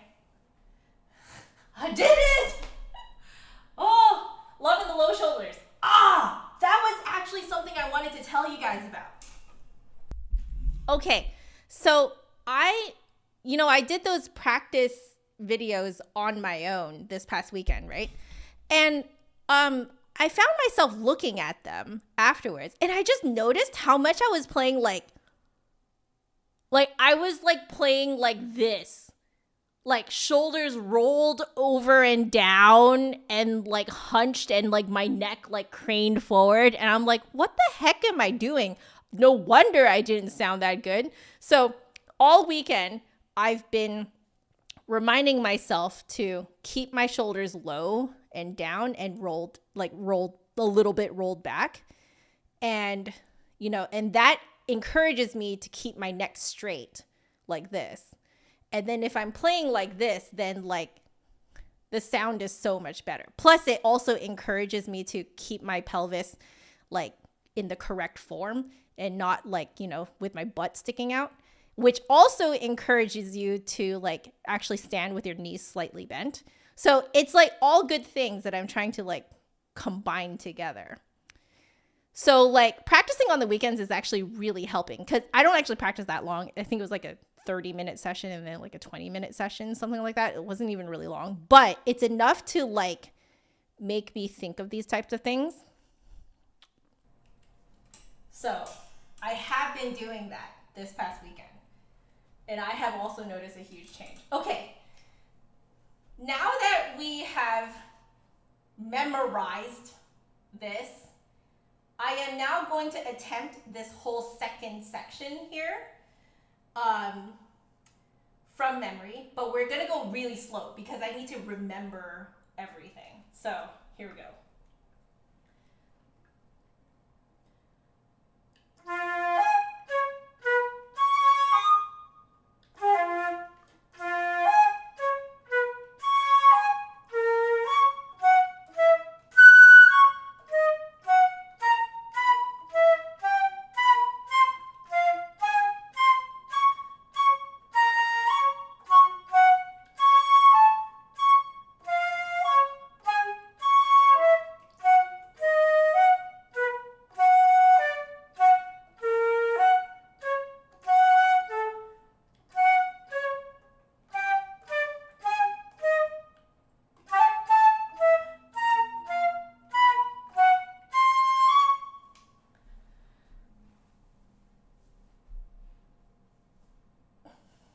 I did it! From memory! Okay, so now what we're going to do is I'm going to play the first part into the second part. What would happen if you put a silver lip freak on a wooden flute? I have no idea. I do wonder what would happen too. Okay. Let's try it from the beginning. I cannot believe I'm doing this. Okay.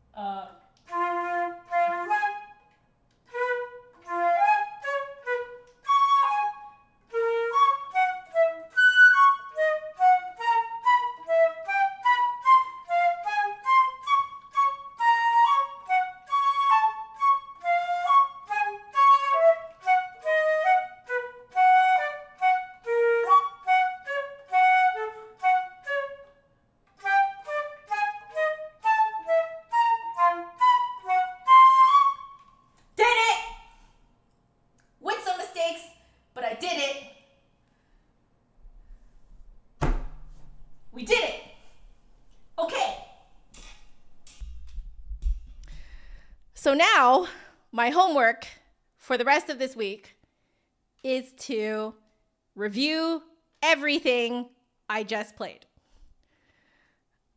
Okay. I'm not going ahead so that you guys can see me actively memorizing this week to week. It looks like I probably need 2 more weeks, so 2 more streams to memorize the whole thing. So 1, 2, 3. So 4 weeks means that that's about a month. So it would have taken me basically 1 month to memorize this. I'm going to guess probably another 2 to 4 weeks afterwards to solidify it. So that will take us basically to the end of these Hyperflute streams, which is fantastic. I am low-key sweating a little bit. All right. We made sense of it. Gave myself something to, like, some sort of form to memorize. We did it. We memorized it. And then on my own, off of YouTube streams, I will be reviewing this all week long. All right. All right. Let's switch back to this screen. And I want to, I need to clean up, guys. Anyway, this is a demon of a piece. Lewis, thank you. I am like, every time I pull off this type of thing, I'm always still a little bit like stunned that I did it. Oh, this is so, there we go. It's so tight with the tape on it, but you guys can see what happens. Hi. Give me a second, guys. There. Can you guys see what happens here? Like, this gets all like moist. So I need to take this off. There we go. It comes right off, as you guys can see. Comes right off now, because essentially, like, when you play this much, the whole thing just gets super damp, and then it just peels right off. Oh, we better take this. This guy already wants to come off. My gosh. Okay. So we'll close that all the way. There we go. Okay. Oh, Courtney, you're absolutely welcome. I really love doing this type of thing, where I just kind of like show the actual process of doing it. It's really interesting because, like, at the beginning of these, I'm always kind of like, can I actually do it? Can I do it? But, you know, if you figure out what is actually happening, as you guys can see, it becomes actually like fairly okay and easy to memorize it. The hardest part is figuring out what the heck the composer was trying to do. It's like, what is he trying to do, you know? I would say, as hard as it is to analyze this, I actually think that this is an easier way of learning this than just trying to memorize it note by note. Like, I don't know. That's what I think at the very least. I think that it's easier to figure out what the heck is actually going on, have some sort of framework for what you're doing right now and where you're going. And then I find that it's much easier to, you know, like, have some sort of foundation to memorize off of. So I guess for anyone who ever asked me, how do I memorize things? This is how I do it. I have to reverse engineer the piece, know what the composer was trying to do with it. You know, what ideas is he exploring?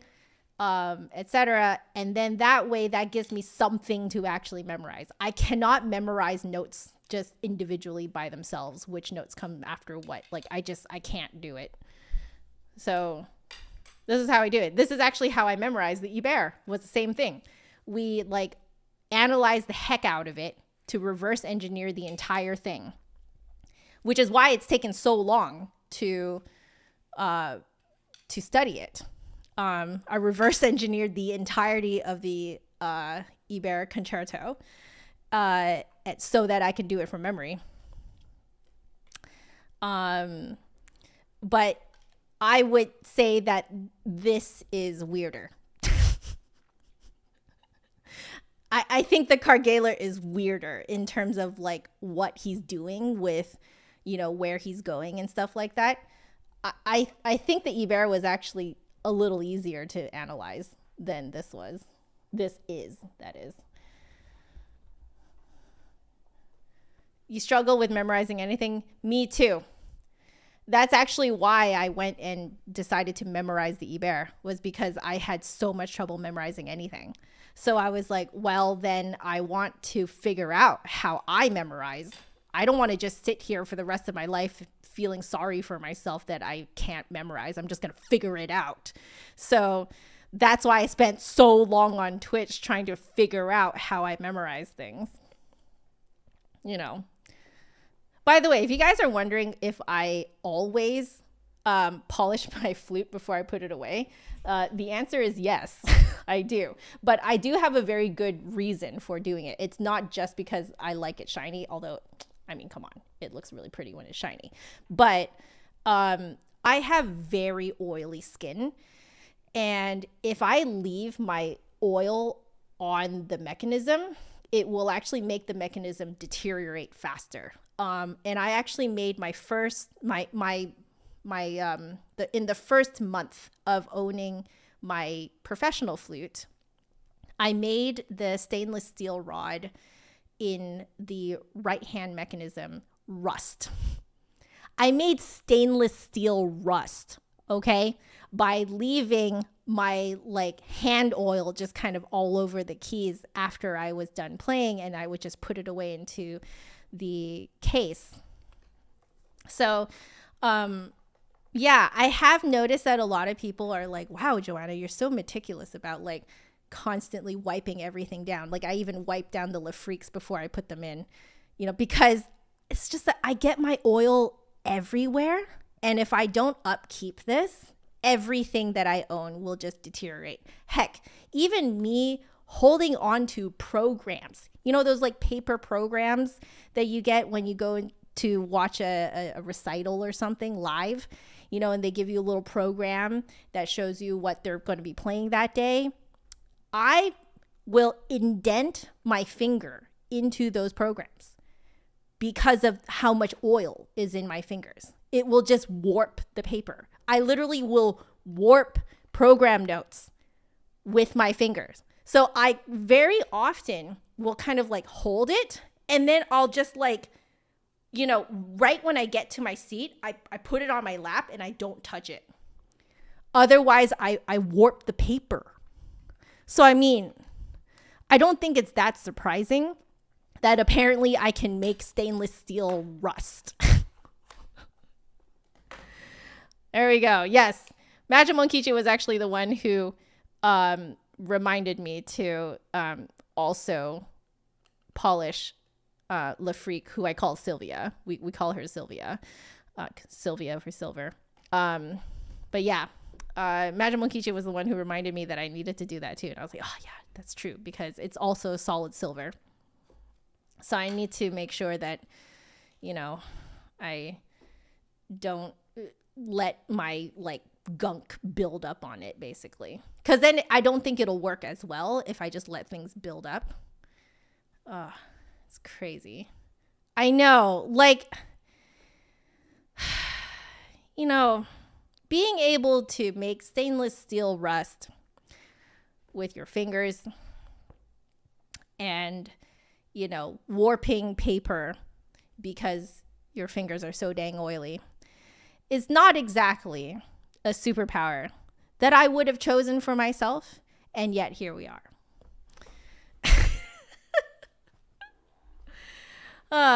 Okay. Before I head off today, I would like to say another quick thank you to Ale, the author of Hyperflute. Thank you so much for sponsoring that small portion of today's stream. It was really fun and we learned a lot. It was so cool. But yeah, so next week, guys, we're going to do the same thing. We'll meet at the same time, 2 p.m. Pacific, 5 p.m. Eastern. And we're going to do the same thing. We're going to chat, and then we will look at some Hyperflute, and then we're going to memorize more of the Karg-Elert. I think what we'll do is maybe do another 2 lines or so. It looks like 2 lines would be about right, because it changes pattern again after that. So we'll do another 2 lines of the Karg-Elert, doing the same thing that we did today, analyzing the heck out of it, figuring it out. And then we will have 3/4 of it memorized. That was fast. I did not think it would go that fast, actually. But yeah, so thank you guys for joining me today. We will have, thank you to Magic Monkichi for being my first member here on YouTube. So if you guys want to get some sort of like Patreon-like perks, you can join as a member and you can support me monetarily if that is within your means. If it is not within your means, please don't. Okay. But if it is within your means and you want some extra perks, then go ahead and you can join and become a member of the Just Another Flutist YouTube channel. Got some really fun perks, and the best perk I think is actually the middle tier, which I will be uploading private practice sessions only for members to be able to watch. So and I kind of tested to see if I would do it this past weekend, and I did, and I was really happy about it, and I felt good about it. And like mentally, I'm healthy about it. So I was like, okay, now that I figured that out, I can definitely extend this as a member's, as a member's perk. So there you go. So if you guys want to check that out, be my guest. It would mean a lot to me, but you're absolutely not obliged to do so. But yeah, I think we've covered all of the, and you can use those little emojis that Magic Monkichi has put in the chat, the little spam cans and stuff like that. It's pretty fun. It's apparently not quite showing up here. I might need to look into that sometime. But anyway, I love y'all so much. Please stay happy, healthy, and safe. And I shall see you guys next week here on YouTube again. Or if you want to catch me throughout the week, I am still on Twitch, twitch.tv/justanotherflautist, FLAUTIST, where I'll be doing my normal practice sessions throughout the week. So I'm glad that you thought this was fun. Perfect. All right. Laters, guys. Bye.